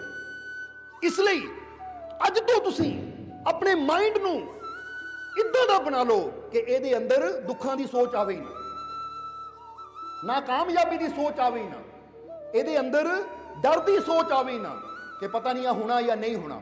ਇਹ ਯਕੀਨ ਰੱਖਣਾ ਹੈ ਕਿ ਮੇਰਾ ਮਾਲਿਕ ਮੇਰੇ ਨਾਲ ਹੈ, ਮੇਰੇ ਮਾਲਿਕ ਦੀ ਰਹਿਮਤ ਮੇਰੇ ਨਾਲ ਹੈ, ਤਾਂ ਮੈਨੂੰ ਕਾਮਯਾਬੀ ਜ਼ਰੂਰ ਮਿਲੇਗੀ। ਕਿਉਂਕਿ ਜਿੱਦਾਂ ਪਹਿਲਾਂ ਹੀ ਦੱਸਿਆ ਕਿ ਜਿੱਧਰ ਸਾਡਾ ਧਿਆਨ ਜਾਣਾ ਉਹੀ ਚੀਜ਼ ਸਾਡੇ ਜੀਵਨ 'ਚ ਆਣੀ ਸ਼ੁਰੂ ਹੋ ਜਾਣੀ ਹੈ। ਇਹਨੂੰ ਇਦਾਂ ਵੀ ਸਮਝ ਲਓ ਕਿ ਜਿੱਧਰ ਤੁਸੀਂ ਧਿਆਨ ਦਾ ਮਤਲਬ ਜਿੱਧਰ ਦੇਖਣਾ ਸ਼ੁਰੂ ਕਰ ਦੇਣਾ ਉਹੀ ਨਜ਼ਰ ਆਣਾ ਸ਼ੁਰੂ ਹੋ ਜਾਣਾ ਤੁਹਾਨੂੰ। ਬੋਲੋ ਸਮਝਦੇ ਹੋ ਕਿ ਨਹੀਂ? ਹੁਣ ਅਸੀਂ ਦੋ ਹੱਥ ਕਰਦੇ ਹਾਂ, ਜੇ ਤੁਹਾਨੂੰ ਕਹੀਏ ਸਾਡੇ ਖੱਬੇ ਹੱਥ ਵੱਲ ਦੇਖੋ ਤਾਂ ਤੁਹਾਨੂੰ ਖੱਬਾ ਨਜ਼ਰ ਆਣਾ ਸ਼ੁਰੂ ਹੋ ਜਾਣਾ, ਕਹਾਂਗੇ ਸੱਜੇ ਹੱਥ ਵੱਲ ਦੇਖੋ ਤਾਂ ਸੱਜਾ ਨਜ਼ਰ ਆਣਾ ਸ਼ੁਰੂ ਹੋ ਜਾਣਾ। ਯਾਨੀ ਇਹ ਲੈਫਟ ਰਾਈਟ ਤੁਸੀਂ ਜਿੱਧਰ ਦੇਖਣਾ ਸ਼ੁਰੂ ਕਰ ਦਿੱਤਾ ਉਹੀ ਚੀਜ਼ ਕਲੀਅਰਲੀ ਨਜ਼ਰ ਆਣੀ ਸ਼ੁਰੂ ਹੋ ਜਾਣੀ ਹੈ। ਇੱਦਾਂ ਸਮਝ ਲਓ ਕੁਦਰਤ 'ਚ ਦੁੱਖ ਵੀ ਹੈ, ਸੁੱਖ ਵੀ ਹੈ, ਗਮੀ ਵੀ ਹੈ, ਖੁਸ਼ੀ ਵੀ ਹੈ। ਹੁਣ ਤੁਸੀਂ ਜਿੱਧਰ ਦੇਖਣਾ ਸ਼ੁਰੂ ਕਰ ਦਿੱਤਾ ਉਹੀ ਚੀਜ਼ ਤੁਹਾਡੇ ਜੀਵਨ 'ਚ ਕਲੀਅਰ ਹੋ ਕੇ ਨਜ਼ਰ ਆਣੀ ਸ਼ੁਰੂ ਹੋ ਜਾਣੀ ਹੈ। ਹੁਣ ਤੁਸੀਂ ਜੀਵਨ 'ਚ ਕੀ ਚਾਹੁੰਦੇ ਹੋ? ਖੁਸ਼ੀ ਚਾਹੁੰਦੇ ਹੋ, ਮਾਲਿਕ ਦੀ ਕਿਰਪਾ ਚਾਹੁੰਦੇ ਹੋ, ਮਾਲਿਕ ਦੀ ਰਹਿਮਤ ਚਾਹੁੰਦੇ ਹੋ, ਤਾਂ ਫਿਰ ਪੋਜ਼ਿਟਿਵ ਸੋਚ ਆਪਣੇ ਅੰਦਰ ਲਿਆਓ, ਵਿਸ਼ਵਾਸ ਦੀ ਸੋਚ ਆਪਣੇ ਅੰਦਰ ਲਿਆਓ, ਭਰੋਸੇ ਦੀ ਸੋਚ ਆਪਣੇ ਅੰਦਰ ਲਿਆਓ ਕਿ ਮੇਰਾ ਮਾਲਿਕ ਮੇਰੇ ਨਾਲ ਹੈ, ਮੇਰੇ ਮਾਲਿਕ ਦੀ ਰਹਿਮਤ ਮੇਰੇ ਨਾਲ ਹੈ, ਮੈਨੂੰ ਕਾਮਯਾਬੀ ਜ਼ਰੂਰ ਮਿਲੇਗੀ, ਮੈਨੂੰ ਸਫਲਤਾ ਜ਼ਰੂਰ ਮਿਲੇਗੀ, ਮੇਰੇ ਜੀਵਨ 'ਚ ਖੁਸ਼ੀਆਂ ਜ਼ਰੂਰ ਆਣਗੀਆਂ, ਕਿਉਂਕਿ ਹੋ ਹੀ ਨਹੀਂ ਸਕਦਾ ਕਿ ਮੇਰਾ ਮਾਲਿਕ ਮੇਰੇ ਨਾਲ ਹੋਵੇ ਤਾਂ ਮੈਨੂੰ ਸਫਲਤਾ ਨਾ ਮਿਲੇ। ਜਿੱਦਾਂ ਬੰਦਾ ਕਹਿੰਦਾ ਨਾ, ਇਹ ਹੋ ਹੀ ਨਹੀਂ ਸਕਦਾ ਸੂਰਜ ਚੜ੍ਹਿਆ ਹੋਵੇ ਤਾਂ ਰਾਤ ਹੋ ਜਾਵੇ, ਇਹ ਹੋ ਹੀ ਨਹੀਂ ਸਕਦਾ ਸੂਰਜ ਚੜ੍ਹਿਆ ਹੋਵੇ ਤਾਂ ਅੰਧੇਰਾ ਹੋ ਜਾਵੇ। ਇਸੇ ਤਰ੍ਹਾਂ ਮੈਨੂੰ ਆਪਣੇ ਮਾਲਿਕ ਦੀ ਰਹਿਮਤ ਤੇ ਇੰਨਾ ਯਕੀਨ ਹੈ ਕਿ ਮੇਰਾ ਮਾਲਿਕ ਮੇਰੇ ਨਾਲ ਹੈ, ਉਹਦਾ ਹੱਥ ਮੇਰੇ ਸਿਰ ਤੇ ਹੈ ਤਾਂ ਮੇਰੇ ਲਾਗੇ ਦੁੱਖ ਆ ਹੀ ਨਹੀਂ ਸਕਦੇ। ਮੈਨੂੰ ਇੰਨਾ ਵਿਸ਼ਵਾਸ ਹੈ ਆਪਣੇ ਮਾਲਿਕ ਤੇ। ਇਹ ਵਿਸ਼ਵਾਸ ਹੋਣਾ ਚਾਹੀਦਾ ਹੈ, ਕਿਉਂਕਿ ਇਸ ਵਿਸ਼ਵਾਸ ਨੇ ਹੀ ਤੁਹਾਡੀ ਤਾਰ ਨੂੰ ਤੁਹਾਡੇ ਮਾਲਿਕ ਨਾਲ ਜੋੜਨਾ ਹੈ, ਉਸ ਪ੍ਰਭੂ ਦੇ ਨਾਲ ਜੋੜਨਾ ਹੈ। ਔਰ ਜਦੋਂ ਤਾਰ ਜੁੜੇਗੀ ਤਾਂ ਜੀਵਨ 'ਚ ਖੁਸ਼ੀਆਂ ਵੀ ਫੇਰ ਹੀ ਆਣੀਆਂ ਹੈ। ਬੋਲੋ ਸਮਝਦੇ ਹੋ? ਇਸ ਲਈ ਫਿਰ ਇੱਕ ਵਾਰ ਇਹ ਗੱਲ ਦੁਹਰਾਵਾਂਗੇ ਕਿ ਕਚਰਾ ਹਮੇਸ਼ਾ ਇਨਸਾਨ ਉੱਥੇ ਫੈਂਕਦਾ ਹੈ ਜਿੱਥੇ ਪਹਿਲਾਂ ਹੀ ਕਚਰਾ ਪਿਆ ਹੋਵੇ। ਤਾਂ ਜਿੱਥੇ ਰਸਤਾ ਸਾਫ਼ ਹੋਵੇ, ਘਰ ਸਾਫ਼ ਹੋਵੇ, ਤਾਂ ਉੱਥੇ ਬੰਦੇ ਦਾ ਕਚਰਾ ਸੁੱਟਣ ਨੂੰ ਦਿਲ ਨਹੀਂ ਕਰਦਾ। ਬੋਲੋ ਹੁੰਦੀ ਹੈ ਕਿ ਨਹੀਂ? ਕਿਉਂਕਿ ਬੰਦੇ ਨੇ ਪਹਿਲਾਂ ਦੇਖਣਾ, ਆਹ ਮੇਰੇ ਹੱਥ 'ਚ ਗੰਦਗੀ ਹੈ, ਮੈਨੂੰ ਸਿੱਟਾਂ ਕਿੱਥੇ? ਕਿੱਥੇ ਗੰਦਗੀ ਦਾ ਢੇਰ ਹੈ, ਕੂੜੇ ਦਾ ਢੇਰ ਕਿੱਥੇ ਹੈ? ਔਰ ਬੰਦਾ ਕੂੜੇ ਦਾ ਢੇਰ ਦੇਖ ਕੇ ਉੱਤੇ ਹੀ ਕੂੜਾ ਸੁੱਟਦਾ ਹੈ, ਕਿਉਂਕਿ ਹਰ ਇੱਕ ਚੀਜ਼ ਆਪਣੇ ਵਰਗੀ ਚੀਜ਼ ਨੂੰ ਆਪਣੀ ਤਰਫ ਖਿੱਚਦੀ ਹੈ। ਕੂੜੇ ਨੇ ਕੂੜੇ ਨੂੰ ਖਿੱਚਣਾ ਹੈ। ਬੋਲੋ ਸਮਝਦੇ ਹੋ ਕਿ ਨਹੀਂ? ਇਸੇ ਤਰ੍ਹਾਂ ਤੁਸੀਂ ਦੇਖਦੇ ਹੋ ਕਿ ਕੂੜੇ ਦੇ ਢੇਰ ਤੇ ਬੰਦਾ ਕੂੜਾ ਸੁੱਟਦਾ ਹੈ, ਤਾਂ ਜਦੋਂ ਪੈਸਾ ਜਮ੍ਹਾਂ ਕਰਾਉਣ ਦੀ ਗੱਲ ਆਉਂਦੀ ਤਾਂ ਬੰਦਾ ਬੈਂਕ 'ਚ ਜਾਂਦਾ ਹੈ, ਕਿਉਂਕਿ ਪਤਾ ਬੈਂਕ 'ਚ ਪੈਸਾ ਹੈ, ਇਹ ਪੈਸਾ ਮੈਂ ਉੱਥੇ ਜਮ੍ਹਾਂ ਕਰਾਉਣਾ ਹੈ। ਪੈਸਾ ਪੈਸੇ ਨੂੰ ਖਿੱਚਦਾ ਹੈ ਤਾਂ ਕੂੜਾ ਕੂੜੇ ਨੂੰ ਖਿੱਚਦਾ ਹੈ। ਅੱਛਾਈ ਅੱਛਾਈ ਨੂੰ ਖਿੱਚਦੀ ਹੈ ਤਾਂ ਬੁਰਾਈ ਬੁਰਾਈ ਨੂੰ ਖਿੱਚਦੀ ਹੈ। ਜੇ ਇੱਕ ਬੰਦਾ ਸ਼ਰਾਬੀ ਹੈ ਤਾਂ ਉਹਨਾਂ ਕਿੱਥੇ ਜਾ ਕੇ ਬੈਠਣਾ? ਜਿੱਥੇ ਪਹਿਲਾਂ ਹੀ ਸ਼ਰਾਬੀ ਹੋਣ। ਜੇ ਇੱਕ ਬੰਦਾ ਸਤਸੰਗੀ ਹੈ ਤਾਂ ਉਹਨਾਂ ਕਿੱਥੇ ਜਾ ਕੇ ਬੈਠਣਾ? ਜਿੱਥੇ ਸਤਸੰਗੀ ਹੋਣ। ਇੱਕ ਬੰਦਾ ਅੱਛਾ ਹੈ, ਉਹਨਾਂ ਹਮੇਸ਼ਾ ਅੱਛਿਆਂ ਕੋ ਜਾ ਕੇ ਬੈਠਣਾ ਹੈ। ਇੱਕ ਬੰਦਾ ਬੁਰਾ, ਉਹਨਾਂ ਹਮੇਸ਼ਾ ਬੁਰਿਆਂ ਕੋ ਜਾ ਕੇ ਬੈਠਣਾ ਹੈ, ਕਿਉਂਕਿ ਜੈਸਾ ਬੰਦਾ ਹੁੰਦਾ ਹੈ ਉਦਾਂ ਦੀ ਸੰਗਤ ਉਹਨੂੰ ਆਪਣੇ ਵੱਲ ਖਿੱਚਣੀ ਸ਼ੁਰੂ ਕਰ ਦਿੰਦੀ ਹੈ। ਜੇ ਅੱਜ ਤੁਸੀਂ ਮਾਲਕ ਦੇ ਚਰਨਾਂ 'ਚ ਆਏ ਹੋ, ਸਤਸੰਗ 'ਚ ਬੈਠੇ ਹੋ, ਇਹਦਾ ਮਤਲਬ ਤੁਹਾਡੀ ਸੋਚ ਕਿਤੇ ਨਾ ਕਿਤੇ ਪੋਜ਼ਿਟਿਵ ਹੈ, ਅੱਛੀ ਹੈ, ਤਾਂ ਹੀ ਤੁਸੀਂ ਸਤਸੰਗ ਵੱਲ ਆਏ ਹੋ। ਇਹਦਾ ਮਤਲਬ ਤੁਸੀਂ ਰਹਿਮਤ ਨੂੰ ਪ੍ਰਾਪਤ ਕਰਨ ਦੀ ਤਿਆਰੀ ਕਰ ਰਹੇ ਹੋ, ਉਹਦੀ ਰਹਿਮਤ ਨੂੰ ਹਾਸਲ ਕਰਨ ਦੇ ਲਾਇਕ ਬਣਨਾ ਚਾਹੁੰਦੇ ਹੋ, ਤਾਂ ਹੀ ਤੁਸੀਂ ਸਤਸੰਗ ਦੀ ਤਰਫ ਆਏ ਹੋ। ਜਿਸ ਤਰ੍ਹਾਂ ਇੱਕ ਬੱਚਾ ਡਾਕਟਰ ਬਣਨਾ ਚਾਹੁੰਦਾ ਤਾਂ ਹੀ ਉਹ ਕਾਲਜ ਜਾਂਦਾ ਹੈ, ਪੜ੍ਹਾਈ ਕਰਦਾ ਹੈ, ਕਿਉਂਕਿ ਉਹਨੂੰ ਪਤਾ ਹੈ ਮੈਂ ਪੜੂੰਗਾ, ਕਾਲਜ ਜਾਊਂਗਾ ਤਾਂ ਫੇਰ ਹੀ ਡਿਗਰੀ ਹਾਸਲ ਕਰੂੰਗਾ। ਇਹੀ ਤਾਂ ਇੱਕ ਇਨਸਾਨ ਦੇ ਅੰਦਰ ਖਿੱਚ ਹੁੰਦੀ ਹੈ। ਇਸ ਲਈ ਜੇ ਤੁਸੀਂ ਤੇਜ਼ੀ ਦੇ ਨਾਲ ਮਤਲਬ ਜਲਦੀ ਉਹਦੀ ਰਹਿਮਤ ਨੂੰ ਪ੍ਰਾਪਤ ਕਰਨਾ ਚਾਹੁੰਦੇ ਹੋ, ਉਹਦੀਆਂ ਬਖਸ਼ਿਸ਼ਾਂ ਨੂੰ ਪ੍ਰਾਪਤ ਕਰਨਾ ਚਾਹੁੰਦੇ ਹੋ, ਕਾਮਯਾਬੀ ਨੂੰ ਪ੍ਰਾਪਤ ਕਰਨਾ ਚਾਹੁੰਦੇ ਹੋ, ਸਫਲਤਾ ਨੂੰ ਪ੍ਰਾਪਤ ਕਰਨਾ ਚਾਹੁੰਦੇ ਹੋ, ਤਾਂ ਅੱਜ ਤੋਂ ਆਪਣੀ ਸੋਚ ਨੂੰ ਪੋਜ਼ਿਟਿਵ ਕਰ ਲਓ। ਪੋਜ਼ਿਟਿਵ ਮਤਲਬ ਵਿਸ਼ਵਾਸ ਨਾਲ ਭਰ ਲਓ, ਕਿਉਂਕਿ ਜਿਹੜੀ ਚੀਜ਼ ਸਾਨੂੰ ਚਾਹੀਦੀ ਨਹੀਂ ਉਹਦੇ ਬਾਰੇ ਅਸੀਂ ਸੋਚਣਾ ਵੀ ਬੰਦ ਕਰੀਏ। ਬੋਲੋ ਸਮਝਦੇ ਹੋ ਕਿ ਨਹੀਂ? ਹੁਣ ਫਰਜ਼ ਕਰੋ ਤੁਹਾਡੇ ਸਿਰ ਦਰਦ ਹੋ ਰਹੀ ਹੈ, ਹੁਣ ਤੁਸੀਂ ਨਹੀਂ ਚਾਹੁੰਦੇ ਮੇਰੇ ਸਿਰ ਦਰਦ ਹੋਵੇ। ਬੋਲੋ ਸਮਝਦੇ ਹੋ ਕਿ ਨਹੀਂ? ਤੁਹਾਡੇ ਸਿਰ ਦਰਦ ਹੋ ਰਹੀ ਹੈ ਪਰ ਤੁਸੀਂ ਨਹੀਂ ਚਾਹੁੰਦੇ ਮੇਰੇ ਸਿਰ ਦਰਦ ਹੋਵੇ, ਤਾਂ ਤੁਹਾਨੂੰ ਕੀ ਕਰਨਾ ਚਾਹੀਦਾ ਹੈ? ਮੈਂ ਨਹੀਂ ਚਾਹੁੰਦਾ ਮੇਰੇ ਸਿਰ ਦਰਦ ਹੋਵੇ ਤਾਂ ਮੈਂ ਸਿਰ ਦਰਦ ਵੱਲ ਧਿਆਨ ਨਾ ਦੇਵਾਂ, ਧਿਆਨ ਦੇਵਾਂ ਆਪਣੇ ਮਾਲਿਕ ਦੇ ਸਿਮਰਨ ਦੀ ਤਰਫ, ਆਪਣੇ ਮਾਲਿਕ ਦੇ ਰਹਿਮਤ ਦੀ ਤਰਫ। ਧਿਆਨ ਰਹਿਮਤ ਵੱਲ ਨਹੀਂ ਦਿੰਦਾ ਬੰਦਾ, ਆਪਣੇ ਸਿਰ ਦਰਦ ਦੀਆਂ ਗੱਲਾਂ ਕਰਦਾ ਰਹਿੰਦਾ ਹੈ। ਆਪਣੇ ਬੱਚਿਆਂ ਨੂੰ ਕਹੇਗਾ ਹਾਏ ਮੇਰੇ ਸਿਰ 'ਚ ਬੜੀ ਦਰਦ ਹੋ ਰਹੀ ਹੈ, ਹਾਏ ਮੇਰਾ ਸਿਰ ਬਹੁਤ ਦੁਖਦਾ ਹੈ, ਇਹ ਮੇਰਾ ਸਿਰ ਹਟਦਾ ਹੀ ਨਹੀਂ ਹੈ, ਹਰ ਵੇਲੇ ਦੁਖਦਾ ਹੀ ਰਹਿੰਦਾ, ਬੜੇ ਬੜੇ ਡਾਕਟਰਾਂ ਕੋਲ ਦਵਾਈ ਲੈ ਲਈ ਪਰ ਮੇਰਾ ਸਿਰ ਹਟਦਾ ਹੀ ਨਹੀਂ ਹੈ। ਹੁਣ ਜ਼ਰਾ ਗੌਰ ਕਰੋ, ਧਿਆਨ ਪੂਰਾ ਕਿੱਥੇ ਹੈ? ਸਿਰ ਦਰਦ ਉੱਤੇ। ਹੁਣ ਜਿੰਨਾ ਧਿਆਨ ਦਰਦ ਉੱਤੇ ਰਹੇਗਾ ਉਹ ਦਰਦ ਕਦੀ ਠੀਕ ਹੋਣੀ ਨਹੀਂ ਹੈ। ਹੁਣ ਜਰਾ ਗੌਰ ਕਰਨਾ, ਬੰਦੇ ਦਾ ਸਿਰ ਦਰਦ ਹੋ ਰਿਹਾ ਹੈ, ਅਚਾਨਕ ਕੋਈ ਹਾਦਸਾ ਹੋ ਜਾਵੇ, ਅਚਾਨਕ ਕੁਝ ਐਸਾ ਹੋ ਜਾਵੇ ਜਿਹੜੀ ਗੱਲ ਬੜੀ ਹੋਵੇ, ਬੰਦੇ ਦਾ ਧਿਆਨ ਉੱਧਰ ਲੱਗ ਜਾਂਦਾ। ਬੰਦਾ ਕਹਿੰਦਾ ਹੈ ਆਪਣੇ ਦਰਦ ਨੂੰ ਤਾਂ ਭੁੱਲ ਹੀ ਗਿਆ ਕਿਉਂਕਿ ਮੇਰਾ ਧਿਆਨ ਉੱਧਰ ਚਲਾ ਗਿਆ ਸੀ। ਹੁੰਦਾ ਕਿ ਨਹੀਂ ਏਦਾਂ? ਬੰਦੇ ਦਾ ਸਿਰ ਦਰਦ ਹੋ ਰਹੀ ਹੈ, ਖਬਰ ਆ ਜਾਵੇ ਕਿਸੇ ਦੀ ਮੌਤ ਹੋ ਗਈ, ਤਾਂ ਬੰਦੇ ਨੂੰ ਆਪਣੀ ਸਿਰ ਦਰਦ ਭੁੱਲ ਜਾਂਦੀ ਹੈ। ਇਹਦਾ ਮਤਲਬ ਕੀ ਹੈ? ਹੁਣ ਧਿਆਨ ਉਧਰੋਂ ਹਟ ਗਿਆ ਤਾਂ ਦਰਦ ਗਾਇਬ, ਧਿਆਨ ਫਿਰ ਆ ਗਿਆ ਤਾਂ ਦਰਦ ਸ਼ੁਰੂ। ਹੁਣ ਦਰਦ ਕਿੱਥੇ ਹੈ? ਸਾਡੇ ਧਿਆਨ ਵਿੱਚ ਹੈ। ਬੋਡੀ 'ਚ ਦਰਦ ਹੋਵੇ। ਹੁਣ ਕਈ ਵਾਰ ਤੁਸੀਂ ਕਈ ਖਿਡਾਰੀ ਦੇਖਦੇ ਹੋ, ਕਈ ਬੱਚੇ ਦੇਖਦੇ ਹੋ ਗਰਾਊਂਡ 'ਚ ਖੇਡਦੇ ਐ, ਉਹਨਾਂ ਦੇ ਪੈਰ 'ਚ ਸੱਟ ਲੱਗ ਜਾਂਦੀ ਹੈ, ਪਰ ਉਹ ਖੇਡਦੇ ਰਹਿੰਦੇ ਐ। ਜਦੋਂ ਗੇਮ ਖਤਮ ਹੁੰਦੀ ਹੈ ਫਿਰ ਪਤਾ ਲੱਗਦਾ ਮੇਰੇ ਲਹੂ ਨਿਕਲਦਾ ਪਿਆ, ਮੇਰਾ ਗੋਡਾ ਰਗੜ ਹੋ ਗਿਆ, ਮੇਰੀ ਲੱਤ ਰਗੜ ਹੋ ਗਈ। ਫਿਰ ਬਾਅਦ 'ਚੋਂ ਪਤਾ ਲੱਗਦਾ ਜਿੰਨੀ ਦੇਰ ਗੇਮ ਚੱਲ ਰਹੀ ਹੈ ਪੂਰਾ ਧਿਆਨ ਗੇਮ 'ਚ ਹੋਣ ਕਰਕੇ ਉਹਨਾਂ ਨੂੰ ਖਬਰ ਹੀ ਨਹੀਂ ਹੈ। ਸਮਝ ਰਹੇ ਹੋ ਕਿ ਨਹੀਂ? ਹੁਣ ਦਰਦ ਕਿੱਥੇ ਹੈ? ਜਿੱਧਰ ਅਸੀਂ ਧਿਆਨ ਦੇਣਾ ਸ਼ੁਰੂ ਕਰ ਦਿੰਦੇ ਆ ਨਾ, ਜੇ ਥੋੜੀ ਜਿਹੀ ਵੀ ਦਰਦ ਹੈ ਉਹਦੇ ਬਾਰੇ ਬਾਰ-ਬਾਰ ਗੱਲ ਕਰਨੀ ਸ਼ੁਰੂ ਕਰ ਦਈਏ ਤਾਂ ਉਹੀ ਦਰਦ ਵੱਧ ਜਾਂਦੀ ਹੈ। ਕਿਉਂਕਿ ਜਿੱਦਾਂ ਦੱਸਿਆ, ਜਿਸ ਪੌਦੇ ਵਾਲੇ ਅਸੀਂ ਧਿਆਨ ਦੇਣਾ ਉਹੀ ਪੌਦੇ ਨੇ ਵਧਣਾ ਸ਼ੁਰੂ ਹੋ ਜਾਣਾ, ਉਸ ਨੂੰ ਤਾਕਤ ਮਿਲਣੀ ਸ਼ੁਰੂ ਹੋ ਜਾਣੀ ਹੈ। ਹੁਣ ਤੁਸੀਂ ਕਹਿੰਦੇ ਹੋ ਮੈਂ ਚਾਹੁੰਦਾ ਹਾਂ ਤੰਦਰੁਸਤੀ, ਮੈਂ ਚਾਹੁੰਦਾ ਹਾਂ ਖੁਸ਼ੀ, ਪਰ ਸੱਚ ਦੱਸਿਓ ਤੁਹਾਡੀ ਸੁਰਤੀ ਕਿਹਦੇ ਵੱਲ ਰਹਿੰਦੀ ਹੈ ਜ਼ਿਆਦਾ? ਗੱਲ ਤੁਸੀਂ ਕਿਹਦੀ ਜ਼ਿਆਦਾ ਕਰਦੇ ਹੋ? ਗੱਲ ਜ਼ਿਆਦਾ ਦਰਦਾਂ ਦੀ ਹੀ ਹੁੰਦੀ ਹੈ। ਜਿੱਦਾਂ ਆਪਾਂ ਸਿਰ ਦਰਦ ਦੀ ਮਿਸਾਲ ਦਿੱਤੀ ਕਿ ਬੰਦਾ ਘਰ 'ਚ ਬੈਠਾ ਤਾਂ ਸਿਰ ਦਰਦ ਦੀ ਗੱਲ ਕਰਦਾ ਹੀ ਹੈ, ਜੇ ਕਿਸੇ ਦਾ ਫੋਨ ਵੀ ਆ ਜਾਵੇ ਤਾਂ ਉੱਥੇ ਵੀ ਸਿਰ ਦਰਦ ਦਾ ਹੀ ਰੌਲਾ ਪਾਉਂਦਾ ਹੈ, ਮੈਂ ਤਾਂ ਠੀਕ ਹੀ ਨਹੀਂ ਹੈ, ਬੜੇ ਡਾਕਟਰਾਂ ਕੋਲ ਗਿਆ, ਬੜੀਆਂ ਦਵਾਈਆਂ ਖਾ ਲਈਆਂ, ਦਰਦ ਨਹੀਂ ਠੀਕ ਹੁੰਦੀ। ਇਹ ਦਰਦ ਨੇ ਤਾਂ ਮੇਰੀ ਜਾਨ ਲੈ ਕੇ ਜਾਣਾ। ਹੁਣ ਜੇ ਸੋਚ ਲਿਆ ਦਰਦ ਨੇ ਮੇਰੀ ਜਾਨ ਲੈ ਕੇ ਜਾਣਾ ਤਾਂ ਪੱਕੀ ਗੱਲ ਹੈ ਜਾਨ ਲੈ ਕੇ ਹੀ ਜਾਣਾ, ਕਿਉਂਕਿ ਅਸੀਂ ਸੋਚ ਲਿਆ ਇਹ ਬਿਮਾਰੀ ਨਹੀਂ ਮੇਰੀ ਠੀਕ ਹੋਣੀ, ਇਹ ਬਿਮਾਰੀ ਨੇ ਮੇਰੀ ਜਾਨ ਲੈ ਕੇ ਹੀ ਜਾਣਾ ਹੈ। ਤਾਂ ਫਿਰ ਤਿਆਰ ਹੋ ਜਾਓ, ਵਾਕਈ ਉਹ ਬਿਮਾਰੀ ਤੁਹਾਡੀ ਜਾਨ ਲੈ ਕੇ ਹੀ ਜਾਏਗੀ, ਕਿਉਂਕਿ ਤੁਸੀਂ ਸੋਚ ਲਿਆ। ਬਿਮਾਰੀ ਨੂੰ ਬੜਾ ਕਰ ਦਿੱਤਾ, ਆਪਣੇ ਮਾਲਿਕ ਤੇ ਤਾਂ ਯਕੀਨ ਕੀਤਾ ਹੀ ਨਹੀਂ।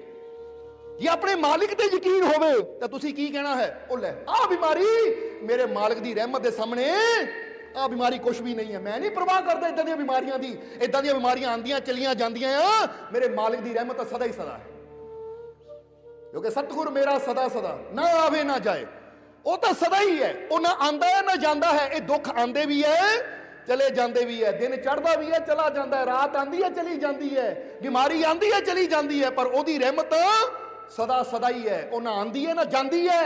ਹੁਣ ਜਿਹੜੀ ਚੀਜ਼ ਸਥਿਰ ਹੈ, ਅਟਲ ਹੈ, ਬੇਅੰਤ ਹੈ, ਉਹਦੇ ਵੱਲ ਧਿਆਨ ਰੱਖਣਾ ਚਾਹੀਦਾ ਹੈ। ਤਾਂ ਫਿਰ ਸਾਡੇ ਜੀਵਨ 'ਚ ਖੁਸ਼ੀਆਂ ਹੀ ਰਹਿੰਦੀਆਂ ਹੈ, ਆਨੰਦ ਹੀ ਰਹਿੰਦਾ ਹੈ, ਸ਼ਾਂਤੀ ਰਹਿੰਦੀ ਹੈ, ਸਕੂਨ ਰਹਿੰਦਾ ਹੈ।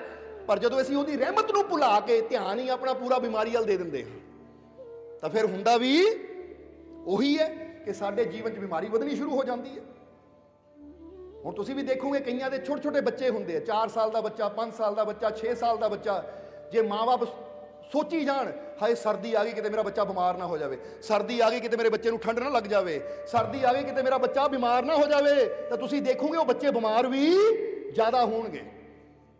ਤਾਂ ਜਿਹੜੇ ਆ ਤੁਸੀਂ ਦੇਖੇ ਹੋਣਗੇ ਕਿ ਰੋਡ ਦੇ ਕਿਨਾਰੇ ਵਿਚਾਰੇ ਤੰਬੂਆਂ 'ਚ ਰਹਿਣ ਵਾਲੇ, ਝੁੱਗੀਆਂ 'ਚ ਰਹਿਣ ਵਾਲੇ, ਉਹਨਾਂ ਦੇ ਬੱਚੇ ਨੰਗੇ ਪਿੰਡੇ ਹੀ ਘੁੰਮਦੇ ਰਹਿੰਦੇ ਐ, ਉਹ ਕਦੀ ਬਿਮਾਰ ਹੀ ਨਹੀਂ ਹੁੰਦੇ, ਕਿਉਂਕਿ ਉਹਨਾਂ ਦੇ ਮਾਂ-ਬਾਪ ਨੂੰ ਕਦੀ ਇਹ ਨੈਗੇਟਿਵ ਫੀਲਿੰਗ ਆਂਦੀ ਨਹੀਂ ਹੈ ਕਿ ਜੇ ਠੰਡ 'ਚ ਗਿਆ ਮੇਰਾ ਬੱਚਾ ਬਿਮਾਰ ਹੋਣਾ, ਉਹ ਕਹਿੰਦੇ ਜਾ ਬੱਚਾ ਖੇਲ, ਕੁਝ ਨਹੀਂ ਹੁੰਦਾ। ਔਰ ਵਾਕਈ ਕੁਝ ਨਹੀਂ ਹੁੰਦਾ, ਕਿਉਂਕਿ ਸਰਦੀ ਸਾਨੂੰ ਬਿਮਾਰ ਨਹੀਂ ਕਰਦੀ। ਜੇ ਸਰਦੀ ਬਿਮਾਰ ਕਰਦੀ ਹੁੰਦੀ ਤਾਂ ਬੜੇ ਬੜੇ ਰਿਸ਼ੀ ਮੁਨੀ ਹਿਮਾਲਿਆ 'ਚ ਜਾ ਕੇ ਬਰਫਾਂ ਦੇ ਵਿੱਚ ਜਾ ਕੇ ਵੀ ਭਗਤੀ ਕਰਦੇ, ਉਹ ਤਾਂ ਸਦਾ ਬਿਮਾਰ ਹੀ ਰਹਿੰਦੇ।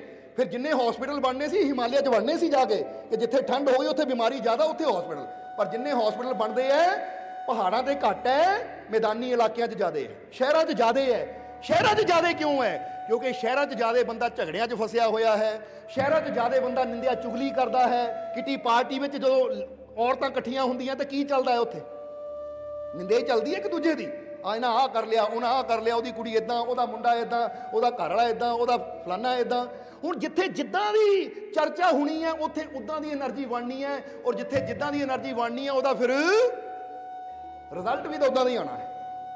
ਪਹਾੜਾਂ ਦੇ ਉੱਪਰ ਪੋਜ਼ਿਟਿਵ એનર્ਜੀ ਜ਼ਿਆਦਾ ਹੈ, ਇਸ ਲਈ ਉੱਥੇ ਲੋਕ ਬਿਮਾਰ ਵੀ ਘੱਟ ਹੁੰਦੇ ਹੈ।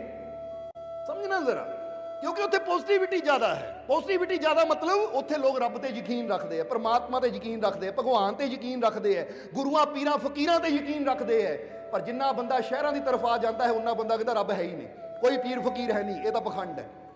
ਔਰ ਜਿੰਨਾ ਬੰਦਾ ਰੱਬ ਨੂੰ ਇਨਕਾਰ ਕਰਦਾ ਚਲਾ ਜਾਂਦਾ ਹੈ, ਪੀਰਾਂ ਫਕੀਰਾਂ ਦੀ ਤਾਕਤ ਨੂੰ ਇਨਕਾਰ ਕਰਦਾ ਚਲਾ ਜਾਂਦਾ ਹੈ, ਉਨੀ ਬੰਦੇ ਦੇ ਜੀਵਨ 'ਚ ਨੈਗੇਟਿਵਿਟੀ ਵੱਧਦੀ ਚਲੀ ਜਾਂਦੀ ਹੈ। ਔਰ ਜਿੰਨੀ ਨੈਗੇਟਿਵਿਟੀ ਵੱਧਦੀ ਹੈ ਉਨੀਆਂ ਬਿਮਾਰੀਆਂ ਵੀ ਵੱਧਦੀਆਂ ਚਲੀਆਂ ਜਾਂਦੀਆਂ, ਕਿਉਂਕਿ ਹਰ ਬਿਮਾਰੀ ਨਾਲ ਲੜਨ ਵਾਸਤੇ ਸਾਡੇ ਅੰਦਰ ਵਿਸ਼ਵਾਸ ਦਾ ਹੋਣਾ ਜ਼ਰੂਰੀ ਹੈ ਕਿ ਮੈਂ ਇਸ ਬਿਮਾਰੀ ਨੂੰ ਹਰਾ ਸਕਦਾ ਹਾਂ, ਮੈਂ ਜਿੱਤ ਸਕਦਾ ਹਾਂ। ਇਹ ਬਿਮਾਰੀ ਬੜੀ ਨਹੀਂ ਹੈ, ਮੇਰਾ ਮਾਲਿਕ ਬੜਾ ਹੈ, ਮੇਰੇ ਮਾਲਿਕ ਦੀ ਰਹਿਮਤ ਬੜੀ ਹੈ।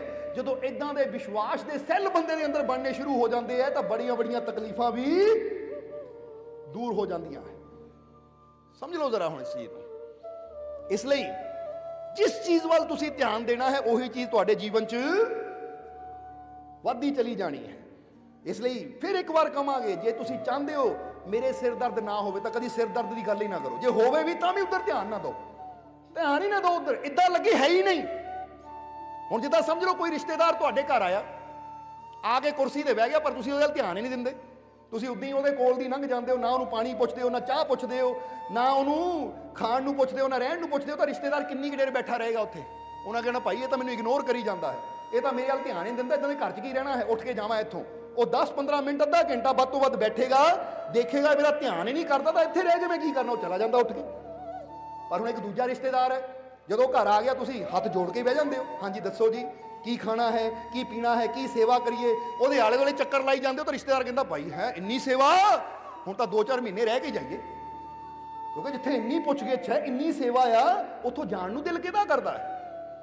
ਇਹ ਬਿਮਾਰੀ ਵੀ ਉਹ ਰਿਸ਼ਤੇਦਾਰ ਦੀ ਤਰ੍ਹਾਂ ਹੁੰਦੀ ਹੈ ਕਿ ਜਦੋਂ ਇਹਨੂੰ ਜ਼ਿਆਦਾ ਧਿਆਨ ਦੇਣੀ ਸ਼ੁਰੂ ਕਰਦੀ ਹੈ, ਜ਼ਿਆਦਾ ਤਵੱਜੋ ਦੇਣੀ ਸ਼ੁਰੂ ਕਰਦੀ ਹੈ, ਜ਼ਿਆਦਾ ਇਹਦੇ ਬਾਰੇ ਸੋਚਣਾ ਸ਼ੁਰੂ ਕਰਦੀ ਤਾਂ ਉੱਠ ਕੇ ਜਾਂਦੀ ਨਹੀਂ ਹੈ, ਬੈਠੀ ਰਹਿੰਦੀ ਹੈ, ਕਿਉਂਕਿ ਉਹ ਦਿਲ ਹੀ ਨਹੀਂ ਕਰਦਾ। ਕਿਉਂਕਿ ਜਿੱਥੇ ਪਿਆਰ ਮਿਲੇ, ਸਤਿਕਾਰ ਮਿਲੇ, ਉੱਥੋਂ ਵੀ ਜਾਣ ਨੂੰ ਦਿਲ ਕਿਹਦਾ ਕਰਦਾ ਹੈ?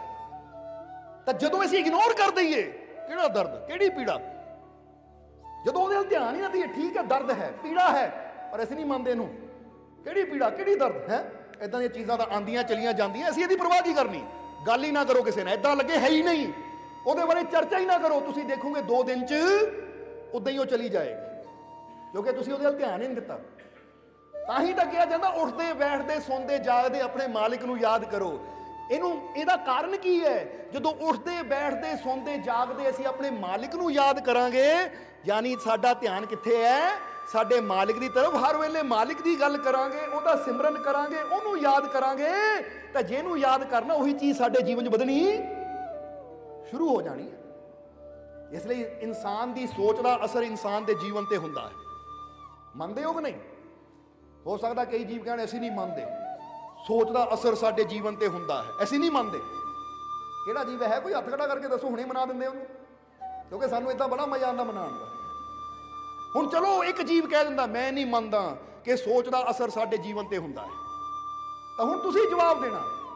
ਅਗਰ ਇਸ ਇਨਸਾਨ ਨੂੰ ਕਿਹਾ ਜਾਵੇ ਕਿ ਭਾਈ ਬੈਠ ਔਰ ਸੋਚ, ਜਦੋਂ ਤੈਨੂੰ ਕਿਸੇ ਬਹੁਤ ਬੜੀ ਪੀੜਾ ਦਾ ਸਾਹਮਣਾ ਕਰਨਾ ਪਿਆ ਹੋਵੇ, ਜਦੋਂ ਤੇਰਾ ਕੋਈ ਇੰਨਾ ਪਿਆਰਾ ਤੇ ਤੋਂ ਦੂਰ ਗਿਆ ਹੋਵੇ, ਕਿਸੇ ਦੀ ਡੈਥ ਹੋਈ ਹੋਵੇ, ਜਾਂ ਕੋਈ ਇਦਾਂ ਦਾ ਹਾਦਸਾ ਹੋਇਆ ਹੋਵੇ ਜਦੋਂ ਤੈਨੂੰ ਬੜੀ ਪੀੜਾ ਹੋਈ ਹੋਵੇ। ਹੁਣ ਜ਼ਰਾ ਸੋਚੋ, ਜੇ ਉਹ ਬੈਠ ਕੇ ਸੋਚੇਗਾ ਉਹ ਪੀੜਾ ਬਾਰੇ, ਉਹ ਹਾਦਸੇ ਬਾਰੇ, ਕਿਸੇ ਦੀ ਮਾਂ ਚਲੀ ਗਈ, ਕਿਸੇ ਦਾ ਪਿਤਾ ਚਲਾ ਗਿਆ, ਉਹਨੂੰ ਬੜਾ ਪਿਆਰ ਸੀ ਉਹਦੇ ਨਾਲ, ਅੱਜ ਵੀ ਜਦੋਂ ਮਾਤਾ ਜਾਂ ਪਿਤਾ ਬਾਰੇ ਸੋਚੇਗਾ ਉਹਦੀ ਅੱਖਾਂ 'ਚ ਪਾਣੀ ਆ ਜਾਏਗਾ ਕਿ ਨਹੀਂ? ਜਵਾਬ ਦਿਓ ਸਾਨੂੰ, ਆ ਜਾਏਗਾ ਨਾ?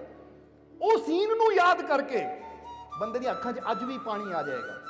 ਤਾਂ ਹੁਣ ਉਸੇ ਇਨਸਾਨ ਨੂੰ ਕਿਹਾ ਜਾਵੇ ਹੁਣ ਉਸ ਚੀਜ਼ ਬਾਰੇ ਸੋਚ ਜਦੋਂ ਤੈਨੂੰ ਬੜੀ ਖੁਸ਼ੀ ਹੋਈ ਸੀ, ਜਦੋਂ ਤੂੰ ਬੜਾ ਖੁਸ਼ ਸੀ, ਤੂੰ ਨੱਚ ਰਿਹਾ ਸੀ, ਭੰਗੜੇ ਪਾ ਰਿਹਾ ਸੀ, ਉਹ ਸੀਨ ਬਾਰੇ ਸੋਚ। ਤਾਂ ਜਿੱਦਾਂ ਹੀ ਉਹਨਾਂ ਉਹਦੇ ਬਾਰੇ ਸੋਚਣਾ ਤਾਂ ਉਹਦੇ ਚਿਹਰੇ ਤੇ ਕੀ ਆ ਜਾਏਗਾ? ਸਮਾਈਲ ਆ ਜਾਏਗੀ, ਖੁਸ਼ੀ ਆ ਜਾਏਗੀ। ਸਮਝਦੇ ਹੋ ਕਿ ਨਹੀਂ? ਹੁਣ ਉਸੇ ਬੰਦੇ ਨੂੰ ਕਿਹਾ ਜਾਵੇ ਭਾਈ ਤੈਨੂੰ ਭੁੱਖ ਲੱਗੀ ਹੈ, ਹਾਂਜੀ ਭੁੱਖ ਲੱਗੀ ਹੈ, ਚੱਲ ਕਿਸੇ ਸਵਾਦਿਸ਼ਟ ਭੋਜਨ ਬਾਰੇ ਸੋਚ, ਸਵਾਦਿਸ਼ਟ ਖਾਣੇ ਬਾਰੇ ਸੋਚ, ਸਵਾਦਿਸ਼ਟ ਖਾਣੇ ਬਾਰੇ ਸੋਚ ਜਿਹੜਾ ਤੈਨੂੰ ਪਸੰਦ ਹੈ। ਤਾਂ ਬੰਦੇ ਨੇ ਕਹਿਣਾ ਲੈ ਉਹ ਖਾਣਾ ਯਾਦ ਕਰਕੇ ਤਾਂ ਮੇਰੇ ਮੂੰਹ 'ਚ ਪਾਣੀ ਆ ਗਿਆ। ਹੁੰਦਾ ਕਿ ਨਹੀਂ ਇਦਾਂ? ਕਈ ਵਾਰ ਤੁਸੀਂ ਵੀ ਕਹਿੰਦੇ ਹੋ ਬੜੀ ਭੁੱਖ ਲੱਗੀ ਹੈ, ਉਹ ਖਾਣੇ ਬਾਰੇ ਸੋਚ ਗਈ ਮੇਰੇ ਮੂੰਹ 'ਚ ਪਾਣੀ ਆ ਗਿਆ, ਹੁਣ ਤਾਂ ਬਸ ਉਹ ਖਾਣਾ ਮਿਲ ਜਾਵੇ ਮੈਂ ਪੇਟ ਭਰ ਕੇ ਖਾਵਾਂ। ਹੁੰਦਾ ਕਿ ਨਹੀਂ ਇਦਾਂ? ਹੁਣ ਜ਼ਰਾ ਇਹ ਚੀਜ਼ ਨੂੰ ਅੱਛੀ ਤਰ੍ਹਾਂ ਸਮਝ ਲੈਣਾ। ਹੁਣ ਜੇ ਸੋਚਣ ਨਾਲ ਸਾਡੀਆਂ ਅੱਖਾਂ 'ਚ ਪਾਣੀ ਆ ਸਕਦਾ, ਅਸੀਂ ਰੋ ਸਕਦੇ ਹਾਂ, ਉੱਥੇ ਕੀ ਹੈ? ਸੋਚ ਹੀ ਹੈ। ਹਾਦਸਾ ਤਾਂ 10 ਸਾਲ ਪਹਿਲਾਂ ਹੋ ਗਿਆ, 15 ਸਾਲ ਪਹਿਲਾਂ ਹੋ ਗਿਆ, 4 ਸਾਲ ਪਹਿਲਾਂ ਹੋ ਗਿਆ, ਪਰ ਉਹ ਹਾਦਸੇ ਦੀ ਸੋਚ ਨੂੰ ਅੱਜ ਵੀ ਅਸੀਂ ਜਦੋਂ ਯਾਦ ਕਰਦੇ ਹਾਂ ਸਾਡੀਆਂ ਅੱਖਾਂ 'ਚ ਪਾਣੀ ਆ ਜਾਂਦਾ ਹੈ। ਇਹ ਸਾਡੇ ਜੀਵਨ ਤੇ ਸੋਚ ਦਾ ਅਸਰ ਹੁੰਦਾ ਹੈ ਕਿ ਨਹੀਂ? ਅਸੀਂ ਦੁੱਖ ਬਾਰੇ ਸੋਚਿਆ, ਅੱਖਾਂ 'ਚ ਪਾਣੀ ਆ ਗਿਆ। ਅਸੀਂ ਸੁੱਖ ਬਾਰੇ ਸੋਚਿਆ, ਚਿਹਰੇ ਤੇ ਸਮਾਈਲ ਆ ਗਈ। ਅਸੀਂ ਭੋਜਨ ਬਾਰੇ ਸੋਚਿਆ, ਮੂੰਹ 'ਚ ਪਾਣੀ ਆ ਗਿਆ। ਹੁਣ ਜੇ ਦੁੱਖ ਬਾਰੇ ਸੋਚ ਕੇ ਅੱਖਾਂ 'ਚ ਆਂਸੂ ਆ ਸਕਦੇ ਹੈ, ਜੇ ਖੁਸ਼ੀ ਬਾਰੇ ਸੋਚ ਕੇ ਚਿਹਰੇ ਤੇ ਸਮਾਈਲ ਆ ਸਕਦੀ ਹੈ, ਜੇ ਭੋਜਨ ਬਾਰੇ ਸੋਚ ਕੇ ਮੂੰਹ 'ਚ ਪਾਣੀ ਆ ਸਕਦਾ ਹੈ, ਤਾਂ ਫਿਰ ਆਪਣੇ ਮਾਲਿਕ ਬਾਰੇ ਸੋਚ ਕੇ ਸਾਡੇ ਜੀਵਨ 'ਚ ਰਹਿਮਤਾਂ ਕਿਉਂ ਨਹੀਂ ਆ ਸਕਦੀ? ਸਾਡੇ ਜੀਵਨ 'ਚ ਖੁਸ਼ੀਆਂ ਕਿਉਂ ਨਹੀਂ ਆ ਸਕਦੀ? ਕਿਉਂਕਿ ਜਿੱਧਰ ਸਾਡੀ ਸੋਚ ਲੱਗਣੀ ਹੈ ਨਾ, ਉਹੀ ਚੀਜ਼ ਸਾਡੇ ਜੀਵਨ 'ਚ ਆਣੀ ਸ਼ੁਰੂ ਹੋ ਜਾਣੀ ਹੈ। ਦੁੱਖ ਦੀ ਸੋਚ ਸੋਚਣ ਨਾਲ ਸਾਡੀਆਂ ਅੱਖਾਂ 'ਚ ਪਾਣੀ ਕਿਉਂ ਜਾਂਦਾ? ਕਿਉਂਕਿ ਦੁੱਖ ਦੀ એનર્ਜੀ ਜਦੋਂ ਉਹਨੂੰ ਯਾਦ ਕਰਦੇ ਆ, ਉਹਦੇ ਨਾਲ ਕਨੈਕਟਡ ਹੁੰਦੇ ਆ, ਤਾਂ ਉਹ ਦੁੱਖ ਦੀ એનર્ਜੀ ਅੱਜ ਆ ਕੇ ਸਾਡੀ ਤਰਫ ਪ੍ਰਵਾਹਿਤ ਹੁੰਦੀ ਹੈ, ਸਾਡੀ ਤਰਫ ਆਂਦੀ ਹੈ, ਤਾਂ ਸਾਨੂੰ ਦੁਖੀ ਕਰ ਦਿੰਦੀ ਹੈ। ਜਦੋਂ ਅਸੀਂ ਖੁਸ਼ੀ ਦੀ ਗੱਲ ਬਾਰੇ ਸੋਚਦੇ ਹਾਂ, ਖੁਸ਼ੀ ਇੱਕ એનર્ਜੀ ਹੈ, ਉਦੋਂ ਸਾਡਾ ਮਾਈਂਡ ਖੁਸ਼ੀ ਦੀਆਂ ਤਰੰਗਾਂ ਛੱਡ ਕੇ ਉਹ ਖੁਸ਼ੀ ਦੀ એનર્ਜੀ ਨੂੰ ਆਪਣੇ ਵੱਲ ਖਿੱਚਦਾ ਹੈ। ਉਹ ਖੁਸ਼ੀ ਦੀ એનર્ਜੀ ਸਾਡੇ ਵੱਲ ਆ ਕੇ ਸਾਨੂੰ ਖੁਸ਼ੀ ਦੇ ਦਿੰਦੀ ਹੈ। ਜਦੋਂ ਭੋਜਨ ਦੀ ਗੱਲ ਕਰਦੇ ਹਾਂ ਤਾਂ ਸਾਡਾ ਮਾਈਂਡ ਭੋਜਨ ਬਾਰੇ ਸੋਚਦਾ ਹੈ, ਉਹ ਤਰੰਗਾ ਭੋਜਨ ਵੱਲ ਭੇਜਦਾ ਹੈ, ਭੋਜਨ ਦੇ ਬਾਰੇ ਸੋਚ ਕੇ ਸਾਡੇ ਮੂੰਹ 'ਚ ਪਾਣੀ ਆ ਜਾਂਦਾ ਹੈ। ਤਾਂ ਜਦੋਂ ਸਾਡਾ ਮਾਈਂਡ ਸਾਡੇ ਮਾਲਿਕ ਬਾਰੇ ਸੋਚੇਗਾ ਕਿ ਮੇਰਾ ਮਾਲਿਕ ਹੈ, ਉਹਦੀ ਰਹਿਮਤ ਹੈ, ਤਾਂ ਇਹ ਮਾਈਂਡ ਉਹ ਤਰੰਗਾ ਨੂੰ ਮਾਲਿਕ ਦੀ ਤਰਫ ਭੇਜੇਗਾ। ਜਦੋਂ ਤਰੰਗਾ ਮਾਲਿਕ ਦੀ ਤਰਫ ਜਾਣਗੀਆਂ ਤਾਂ ਉਧਰੋਂ ਮਾਲਿਕ ਦੀਆਂ ਰਹਿਮਤ ਦੀਆਂ ਤਰੰਗਾਂ ਸਾਡੇ ਤੱਕ ਵੀ ਜ਼ਰੂਰ ਆਉਣਗੀਆਂ। ਉਹਦੇ ਨਾਲ ਸਾਡੇ ਜੀਵਨ 'ਚ ਵੀ ਸਾਨੂੰ ਲਾਭ ਹੋਏਗਾ, ਸਾਨੂੰ ਫਾਇਦਾ ਹੋਏਗਾ। ਸਾਡੇ ਜੀਵਨ ਦੀਆਂ ਕਈ ਤਕਲੀਫਾਂ, ਕਈ ਦੁੱਖ, ਕਈ ਦਲਿੱਦਰ ਦੂਰ ਹੋਣੇ ਸ਼ੁਰੂ ਹੋ ਜਾਣਗੇ। ਇਸ ਲਈ ਇਹਨੂੰ ਕਹਿੰਦੇ ਐ ਸਾਡੀ ਸੋਚ ਦਾ ਅਸਰ ਸਾਡੇ ਜੀਵਨ ਤੇ ਜ਼ਰੂਰ ਹੁੰਦਾ ਹੈ। ਜਿੱਧਰ ਅਸੀਂ ਆਪਣੀ ਸੋਚ ਨੂੰ ਲਾ ਦੇਣਾ ਹੈ, ਜਿੱਧਰ ਆਪਣੀ ਸੁਰਤੀ ਨੂੰ ਲਾ ਦੇਣਾ ਹੈ, ਉਹੀ ਚੀਜ਼ ਸਾਡੇ ਜੀਵਨ 'ਚ ਆਣੀ ਸ਼ੁਰੂ ਹੋ ਜਾਣੀ ਹੈ। ਹੁਣ ਜੇ ਤੁਸੀਂ ਮਾਲਿਕ ਦੀ ਰਹਿਮਤ ਚਾਹੁੰਦੇ ਹੋ, ਖੁਸ਼ੀਆਂ ਚਾਹੁੰਦੇ ਹੋ, ਤਾਂ ਫਿਰ ਇਹ ਦੇਖ ਲਓ ਤੁਹਾਡਾ ਮਾਈਂਡ ਕਿੱਧਰ ਹੋਣਾ ਚਾਹੀਦਾ ਹੈ, ਫਿਰ ਤੁਹਾਡੀ ਸੋਚ ਕਿੱਧਰ ਹੋਣੀ ਚਾਹੀਦੀ ਹੈ? ਉਹ ਮਾਲਿਕ ਦੀ ਤਰਫ, ਉਹਦੀਆਂ ਰਹਿਮਤਾਂ ਦੀ ਤਰਫ। ਤਾਂ ਹੀ ਤਾਂ ਜੀਵਨ 'ਚ ਕਿਹਾ ਜਾਂਦਾ ਗੁਰੂ ਦਾ ਹੋਣਾ ਬਹੁਤ ਜ਼ਰੂਰੀ ਹੈ, ਮੁਰਸ਼ਦ ਦਾ ਹੋਣਾ ਬਹੁਤ ਜ਼ਰੂਰੀ ਹੈ। ਕਿਉਂਕਿ ਜਦੋਂ ਅਸੀਂ ਮੁਰਸ਼ਦ ਨੂੰ ਦੇਖਦੇ ਆ ਨਾ, ਤਾਂ ਜਿਹਦੀ ਇੱਕ ਛਵੀ ਹੋਵੇ, ਜਿਹਦਾ ਇੱਕ ਆਕਾਰ ਹੋਵੇ, ਜਦੋਂ ਉਹਨੂੰ ਦੇਖਦੇ ਆ ਤਾਂ ਉਹਦੇ ਨਾਲ ਸੁਰਤੀ ਜੋੜਨੀ ਆਸਾਨ ਹੋ ਜਾਂਦੀ ਹੈ। ਔਰ ਉਹਦੇ ਨਾਲ ਸੁਰਤੀ ਜਦੋਂ ਜੋੜਦੇ ਆ, ਉਹਦੀ ਤਸਵੀਰ ਨੂੰ ਆਪਣੀਆਂ ਅੱਖਾਂ 'ਚ ਵਸਾਉਂਦੇ ਆ, ਤਾਂ ਉਧਰੋਂ ਕਿਰਪਾ ਆਣੀ, ਰਹਿਮਤ ਆਣੀ ਸ਼ੁਰੂ ਹੋ ਜਾਂਦੀ ਹੈ। ਹੁਣ ਜਿਹਦੀ ਕੋਈ ਤਸਵੀਰ ਹੀ ਨਾ ਹੋਵੇ, ਉਹਦੇ ਨਾਲ ਸੁਰਤੀ ਜੋੜਨੀ ਥੋੜੀ ਔਖੀ ਲੱਗਦੀ ਹੈ। ਹੁਣ ਜਿਹੜੇ ਜਾਨਵਰ ਦੀ ਕੋਈ ਤਸਵੀਰ ਹੋਵੇ, ਆਕਾਰ ਹੋਵੇ, ਜਾਂ ਕਿਸੇ ਫਲ ਫਰੂਟ ਦਾ, ਕਿਸੇ ਬ੍ਰਿਕਸ਼ ਦਾ ਆਕਾਰ ਹੋਵੇ, ਉਹਦੇ ਬਾਰੇ ਸੋਚਣਾ ਆਸਾਨ ਹੈ। ਅਸੀਂ ਤੁਹਾਨੂੰ ਕਵਾਂਗੇ ਪਿੱਪਲ ਦਾ ਪੇੜ, ਤੁਹਾਡੇ ਵਾਸਤੇ ਸੋਚਣਾ ਆਸਾਨ ਹੈ। ਅਸੀਂ ਕਵਾਂਗੇ ਸੇਬ, ਤੁਹਾਡੇ ਬਾਰੇ ਸੋਚਣਾ ਆਸਾਨ ਹੈ। ਅਸੀਂ ਕਵਾਂਗੇ ਅੰਬ, ਤੁਹਾਡੇ ਬਾਰੇ ਸੋਚਣਾ ਆਸਾਨ ਹੈ। ਪਰ ਇੱਕ ਉਹ ਫਰੂਟ ਹੈ ਜਿਹਦਾ ਕੋਈ ਆਕਾਰ ਹੀ ਨਹੀਂ ਹੈ, ਉਹਦੇ ਬਾਰੇ ਸੋਚੋ ਤਾਂ ਬੰਦੇ ਨੇ ਕਹਿਣਾ ਜਿਹਦਾ ਆਕਾਰ ਹੀ ਨਹੀਂ ਹੈ ਉਹਦੇ ਬਾਰੇ ਕਿੱਦਾਂ ਸੋਚਾਂ? ਕਿਉਂਕਿ ਸਾਡੇ ਮਨ ਦੀ ਇੱਕ ਖਾਸੀਅਤ ਹੈ, ਸਾਡਾ ਮਨ ਕਦੀ ਸ਼ਬਦਾਂ 'ਚ ਨਹੀਂ ਸੋਚਦਾ, ਸਾਡਾ ਮਨ ਕਦੀ ਲੈਟਰ 'ਚ ਨਹੀਂ ਸੋਚਦਾ। ਜਿੱਦਾਂ ਲੈਟਰ ਹੁੰਦੇ ਅੱਖਰ, ਸਾਡਾ ਮਨ ਜਦ ਵੀ ਸੋਚਦਾ ਹੈ ਤਸਵੀਰ ਦੇ ਰੂਪ 'ਚ ਸੋਚਦਾ ਹੈ। ਹੁਣ ਅਸੀਂ ਕਵਾਂਗੇ ਕਾਰ, ਲਾਲ ਰੰਗ ਦੀ ਕਾਰ, ਤਾਂ ਤੁਹਾਡੇ ਮੂਹਰੇ ਕਿਹੜੀ ਚੀਜ਼ ਆਏਗੀ, ਕਿਹੜੀ ਤਸਵੀਰ ਆਏਗੀ? ਲਾਲ ਰੰਗ ਦੀ ਕਾਰ ਆਏਗੀ ਜਾਂ ਲਿਖਿਆ ਆਏਗਾ LALCAR? ਨਹੀਂ, ਲਿਖਿਆ ਨਹੀਂ ਆਏਗਾ। ਜਦ ਵੀ ਇਨਸਾਨ ਦੇ ਮੂਹਰੇ ਤਸਵੀਰ ਆਂਦੀ ਹੈ ਤਾਂ ਉਹ ਚੀਜ਼ ਦੀ ਆਂਦੀ ਹੈ। ਕਦੀ ਸੋਚ ਕੇ ਦੇਖਣਾ ਤੁਸੀਂ ਕਿ ਮੈਂ ਜਿਸ ਵੀ ਚੀਜ਼ ਦਾ ਨਾਮ ਲੈਣਾ ਅੱਖਾਂ ਬੰਦ ਕਰਕੇ, ਉਹ ਚੀਜ਼ ਲਿਖੀ ਹੋਈ ਨਹੀਂ ਆਣੀ, ਉਹਦੀ ਤਸਵੀਰ ਆਣੀ ਹੈ ਮੇਰੇ ਮੂਹਰੇ। ਜੇ ਮੈਂ ਘੋੜਾ ਕਹੂੰਗਾ ਨਾ, ਘੋੜਾ ਆਏਗਾ, ਤਸਵੀਰ ਆਏਗੀ, ਘੋੜਾ ਲਿਖਿਆ ਨਹੀਂ ਆਏਗਾ। ਬਹੁਤ ਘੱਟ ਚਾਂਸ ਹੈ ਘੋੜਾ ਲਿਖਿਆ ਆਵੇ, ਜ਼ਿਆਦਾਤਰ ਤਾਂ ਤਸਵੀਰ ਆਂਦੀ ਹੈ। ਹੁਣ ਜਦੋਂ ਅਸੀਂ ਪ੍ਰਮਾਤਮਾ ਨਾਲ ਧਿਆਨ ਜੋੜਨਾ ਹੋਵੇ ਤਾਂ ਉਹ ਨਿਰੰਕਾਰ ਹੈ, ਉਹਦਾ ਕੋਈ ਆਕਾਰ ਨਹੀਂ ਹੈ। ਇਸ ਲਈ ਫਿਰ ਬੰਦੇ ਨੂੰ ਹੋ ਜਾਂਦਾ ਕਿਹਨੂੰ ਮੈਂ ਯਾਦ ਕਰਾਂ। ਪਰ ਜਦੋਂ ਇਨਸਾਨ ਸਤਿਗੁਰ ਦੇ ਨਾਲ, ਮੁਰਸ਼ਦ ਦੇ ਨਾਲ ਜੁੜਦਾ ਹੈ, ਤਾਂ ਫਿਰ ਇਨਸਾਨ ਦੇ ਮੂਹਰੇ ਤਸਵੀਰ ਅਕਸ ਆਣਾ ਆਸਾਨ ਹੋ ਜਾਂਦਾ ਹੈ। ਇਸੇ ਲਈ ਬੁੱਲੇ ਸ਼ਾਹ ਕਹਿੰਦੇ ਜਦੋਂ ਮੈਂ ਆਪਣੇ ਮੁਰਸ਼ਦ ਨੂੰ ਦੇਖਦਾ ਹਾਂ, ਮੁਰਸ਼ਦ ਦਾ ਦੀਦਾਰ ਕਰਦਾ ਹਾਂ, ਤਾਂ ਮੁਰਸ਼ਦ ਦੇ ਦੀਦਾਰ ਚੋਂ ਮੈਨੂੰ ਰੱਬ ਦਾ ਦੀਦਾਰ ਮਿਲ ਜਾਂਦਾ ਹੈ, ਰੱਬ ਦੀਆਂ ਰਹਿਮਤਾਂ ਮਿਲ ਜਾਂਦੀਆਂ। ਕਿਉਂਕਿ ਇਹ ਜਰੀਆ ਹੈ, ਸੂਰਜ ਇੱਕ ਜਰੀਆ ਹੈ, ਪ੍ਰਕਾਸ਼ ਤਾਂ ਪ੍ਰਮਾਤਮਾ ਦਾ ਹੈ, ਪਰ ਮਿਲਦਾ ਇਹ ਸੂਰਜ ਦੇ ਜ਼ਰੀਏ ਹੈ। ਜੇ ਜਰੀਆ ਸੂਰਜ ਹੀ ਹਟ ਜਾਵੇ ਤਾਂ ਫਿਰ ਪ੍ਰਭੂ ਦਾ ਪ੍ਰਕਾਸ਼ ਸਾਡੇ ਤੱਕ ਕਿੱਦਾਂ ਪਹੁੰਚੇਗਾ? ਇਸੇ ਤਰ੍ਹਾਂ ਫਕੀਰ, ਗੁਰੂ, ਰਹਿਬਰ, ਸੰਤ ਜਰੀਆ ਬਣਦੇ ਹੈ। ਇਸੇ ਲਈ ਅਸੀਂ ਕਹਿ ਰਹੇ ਹਾਂ ਕਿ ਜਦੋਂ ਜੀਵਨ 'ਚ ਤਕਲੀਫ, ਦੁੱਖ ਹੋਵੇ ਤਾਂ ਦੁੱਖਾਂ ਦੀ ਤਰਫ ਨਾ ਦੇਖੋ, ਆਪਣੇ ਮਾਲਿਕ ਦੀ ਛਵੀ ਲਿਆਓ, ਆਪਣੇ ਮਾਲਿਕ ਦੀ ਤਸਵੀਰ ਲਿਆਓ। ਇਸੇ ਲਈ ਤਾਂ ਇੱਕ ਸ਼ੇਰ ਵੀ ਅਸੀਂ ਕਹੀਦਾ ਹੈ कि पंडित कहते हैं कहीं भी जाने से पहले राशि दिन मुहूर्त देख के निकला करो। पंडित कहते हैं कहीं भी जाने से पहले राशि दिन मुहूर्त देख के निकला करो, मगर हम ये कहते हैं कहीं भी जाने से पहले अपने मुर्शद की सूरत देख के निकला करो। क्योंकि कोई कहता ना पहला राशि देख लीए, अज मेरी राशि चंगी है, अज मुहूर्त चंगा, दिन चंगा या नहीं, अज पैंचगा आ गई, आह काम नहीं करना, अज फलाना आ गया, आह काम नहीं करना, आ बिल्ली ने रास्ता कटता, आह काम नहीं करना। बंदा एवं मुहूर्तां ਇਹ ਸਮੇਂ ਦੀ ਚਿੰਤਾ ਕਰੀ ਜਾਂਦਾ ਹੈ, ਤਾਂ ਜਿਹੜੇ ਗੁਰੂ ਤੇ ਯਕੀਨ ਰੱਖਣ ਵਾਲੇ, ਆਪਣੇ ਮਾਲਿਕ ਨਾਲ ਪਿਆਰ ਕਰਨ ਵਾਲੇ ਹੈ, ਆਪਣੇ ਮੁਰਸ਼ਿਦ ਨਾਲ ਪਿਆਰ ਕਰਨ ਵਾਲੇ ਹੈ, ਉਹ ਕਹਿੰਦੇ ਪੰਡਿਤ ਪੁਰੋਹਿਤ ਦੁਨੀਆ ਕੀ ਕਹਿੰਦੀ ਹੈ, ਸਾਨੂੰ ਪਰਵਾਹ ਨਹੀਂ, ਅਸੀਂ ਕੁਝ ਵੀ ਕਰਨਾ ਹੈ, ਕਿਤੇ ਵੀ ਜਾਣਾ ਹੈ, ਆਪਣੇ ਮੁਰਸ਼ਿਦ ਨੂੰ ਯਾਦ ਕਰਕੇ, ਉਹਦੀ ਤਸਵੀਰ ਦੇਖ ਕੇ, ਉਹਦਾ ਨਾਮ ਲੈ ਕੇ ਆਪਣੀ ਸੁਰਤੀ ਨੂੰ ਮਾਲਿਕ ਨਾਲ ਜੋੜ ਕੇ ਕਦਮ ਵਧਾਉਣਾ ਹੈ। ਤਾਂ ਜਦੋਂ ਸੁਰਤੀ ਉਹਦੇ ਨਾਲ ਜੁੜ ਕੇ ਕਦਮ ਵੱਧਦਾ ਹੈ ਤਾਂ ਕਾਮਯਾਬੀ ਵੀ ਜ਼ਰੂਰ ਮਿਲਦੀ ਹੈ, ਕਿਉਂਕਿ ਰੱਖਿਆ ਤਾਂ ਉਹਨੇ ਹੀ ਕਰਨੀ ਹੈ, ਉਹ ਪਰਮ ਪਿਤਾ ਪਰਮਾਤਮਾ ਨੇ, ਔਰ ਉਹਦੇ ਨਾਲ ਕਨੈਕਟਡ ਬੰਦਾ ਹੁੰਦਾ ਜ਼ਰੀਏ ਨਾਲ। ਇਸ ਲਈ ਗੁਰੂ ਦੁਆਰਾ, ਤਾਂ ਹੀ ਤਾਂ ਕਹਿੰਦਾ ਗੁਰੂ ਦੇ ਦੁਆਰਾ ਹੀ ਪ੍ਰਭੂ ਦੀ ਕਿਰਪਾ ਸਾਨੂੰ ਮਿਲਦੀ ਹੈ। ਗੁਰੂ ਦੁਆਰ ਹੈ ਉਹ ਪ੍ਰਭੂ ਦੀ ਕਿਰਪਾ ਨੂੰ ਸਾਡੇ ਤੱਕ ਲੈ ਕੇ ਆਉਣ ਦਾ। ਜੇ ਦਰਵਾਜ਼ਾ ਹੀ ਨਾ ਹੋਏਗਾ ਤਾਂ ਫਿਰ ਪ੍ਰਭੂ ਦੀ ਕਿਰਪਾ ਸਾਡੇ ਤੱਕ ਕਿੱਦਾਂ ਪਹੁੰਚੇਗੀ?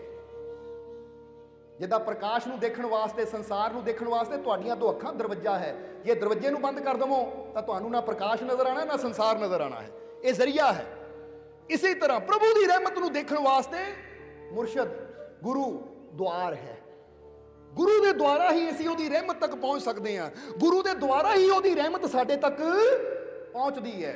ਇਸ ਲਈ ਜੇ ਤੁਹਾਡੇ ਜੀਵਨ 'ਚ ਮੁਸ਼ਕਿਲ ਹੈ, ਪਰੇਸ਼ਾਨੀ ਹੈ, ਤਾਂ ਪਰੇਸ਼ਾਨੀਆਂ ਦੀ ਤਰਫ ਨਹੀਂ ਦੇਖਣਾ, ਪਰੇਸ਼ਾਨੀਆਂ ਬਾਰੇ ਨਹੀਂ ਸੋਚਣਾ, ਆਪਣੇ ਮਾਲਿਕ ਦੀਆਂ ਰਹਿਮਤਾਂ ਬਾਰੇ ਸੋਚਣਾ ਹੈ, ਆਪਣੇ ਮਾਲਿਕ ਦੀਆਂ ਬਖਸ਼ਿਸ਼ਾਂ ਬਾਰੇ ਸੋਚਣਾ ਹੈ। ਇਹਨੂੰ ਹੀ ਕਹਿੰਦੇ ਸਤ ਗਿਆਨ, ਕਿ ਮੈਨੂੰ ਗਿਆਨ ਹੋ ਗਿਆ ਸੱਤਿਆ ਦਾ, ਕਿ ਮੈਂ ਕੀ ਸੋਚਣਾ ਹੈ, ਕੀ ਨਹੀਂ ਸੋਚਣਾ, ਮੇਰੇ ਅੰਦਰ ਕਿਹੜੀ ਭਾਵਨਾ ਹੋਣੀ ਚਾਹੀਦੀ ਹੈ, ਕਿਹੜੀ ਨਹੀਂ ਹੋਣੀ ਚਾਹੀਦੀ ਹੈ। ਇਹਨੂੰ ਕਹਿੰਦੇ ਮੈਨੂੰ ਆਪਣੇ ਅੰਦਰਲਾ ਗਿਆਨ ਹੋ ਗਿਆ। ਜੇ ਹੁਣ ਮੇਰੇ ਅੰਦਰ ਚੱਲ ਕੀ ਰਿਹਾ ਹੈ, ਨੈਗੇਟਿਵਿਟੀ ਚੱਲ ਰਹੀ ਹੈ, ਬੁਰੀਆਂ ਸੋਚਾਂ ਚੱਲ ਰਹੀਆਂ ਹੈ, ਜਾਂ ਮੇਰੇ ਅੰਦਰ ਆਪਣੇ ਮਾਲਿਕ ਦਾ ਨਾਮ ਚੱਲ ਰਿਹਾ ਹੈ, ਸਿਮਰਨ ਚੱਲ ਰਿਹਾ ਹੈ, ਸ਼ਬਦ ਚੱਲ ਰਿਹਾ ਹੈ, ਆਪਣੇ ਮਾਲਿਕ ਦੀ ਰਹਿਮਤ ਦਾ ਵਿਸ਼ਵਾਸ ਚੱਲ ਰਿਹਾ ਹੈ, ਆਪਣੇ ਮਾਲਿਕ ਦਾ ਪ੍ਰੇਮ ਚੱਲ ਰਿਹਾ ਹੈ, ਕਿਹੜੀ ਚੀਜ਼ ਮੇਰੇ ਅੰਦਰ ਚੱਲ ਰਹੀ ਹੈ? ਜਦੋਂ ਇਹ ਚੀਜ਼ ਨੂੰ ਅਸੀਂ ਦੇਖਣਾ ਸ਼ੁਰੂ ਕਰ ਦਿੱਤਾ ਤਾਂ ਸਾਨੂੰ ਆਪਣੇ ਅੰਦਰ ਦਾ ਗਿਆਨ ਹੋਣਾ ਸ਼ੁਰੂ ਹੋ ਜਾਂਦਾ ਹੈ। ਜੋ ਕਹਿੰਦੇ ਨਾ ਆਪਣੇ ਅੰਦਰਲਾ ਗਿਆਨ, ਇਹਨੂੰ ਸਮਝ, ਔਰ ਇਹਦਾ ਮਤਲਬ ਦੇਖ ਤੇਰੇ ਅੰਦਰ ਕਚਰਾ ਹੈ, ਨੈਗੇਟਿਵਿਟੀ ਹੈ, ਬੇਵਿਸ਼ਵਾਸੀ ਹੈ, तेरे अंदर अशरदा है, तेरे अंदर नफरत है, तेरे अंदर की है।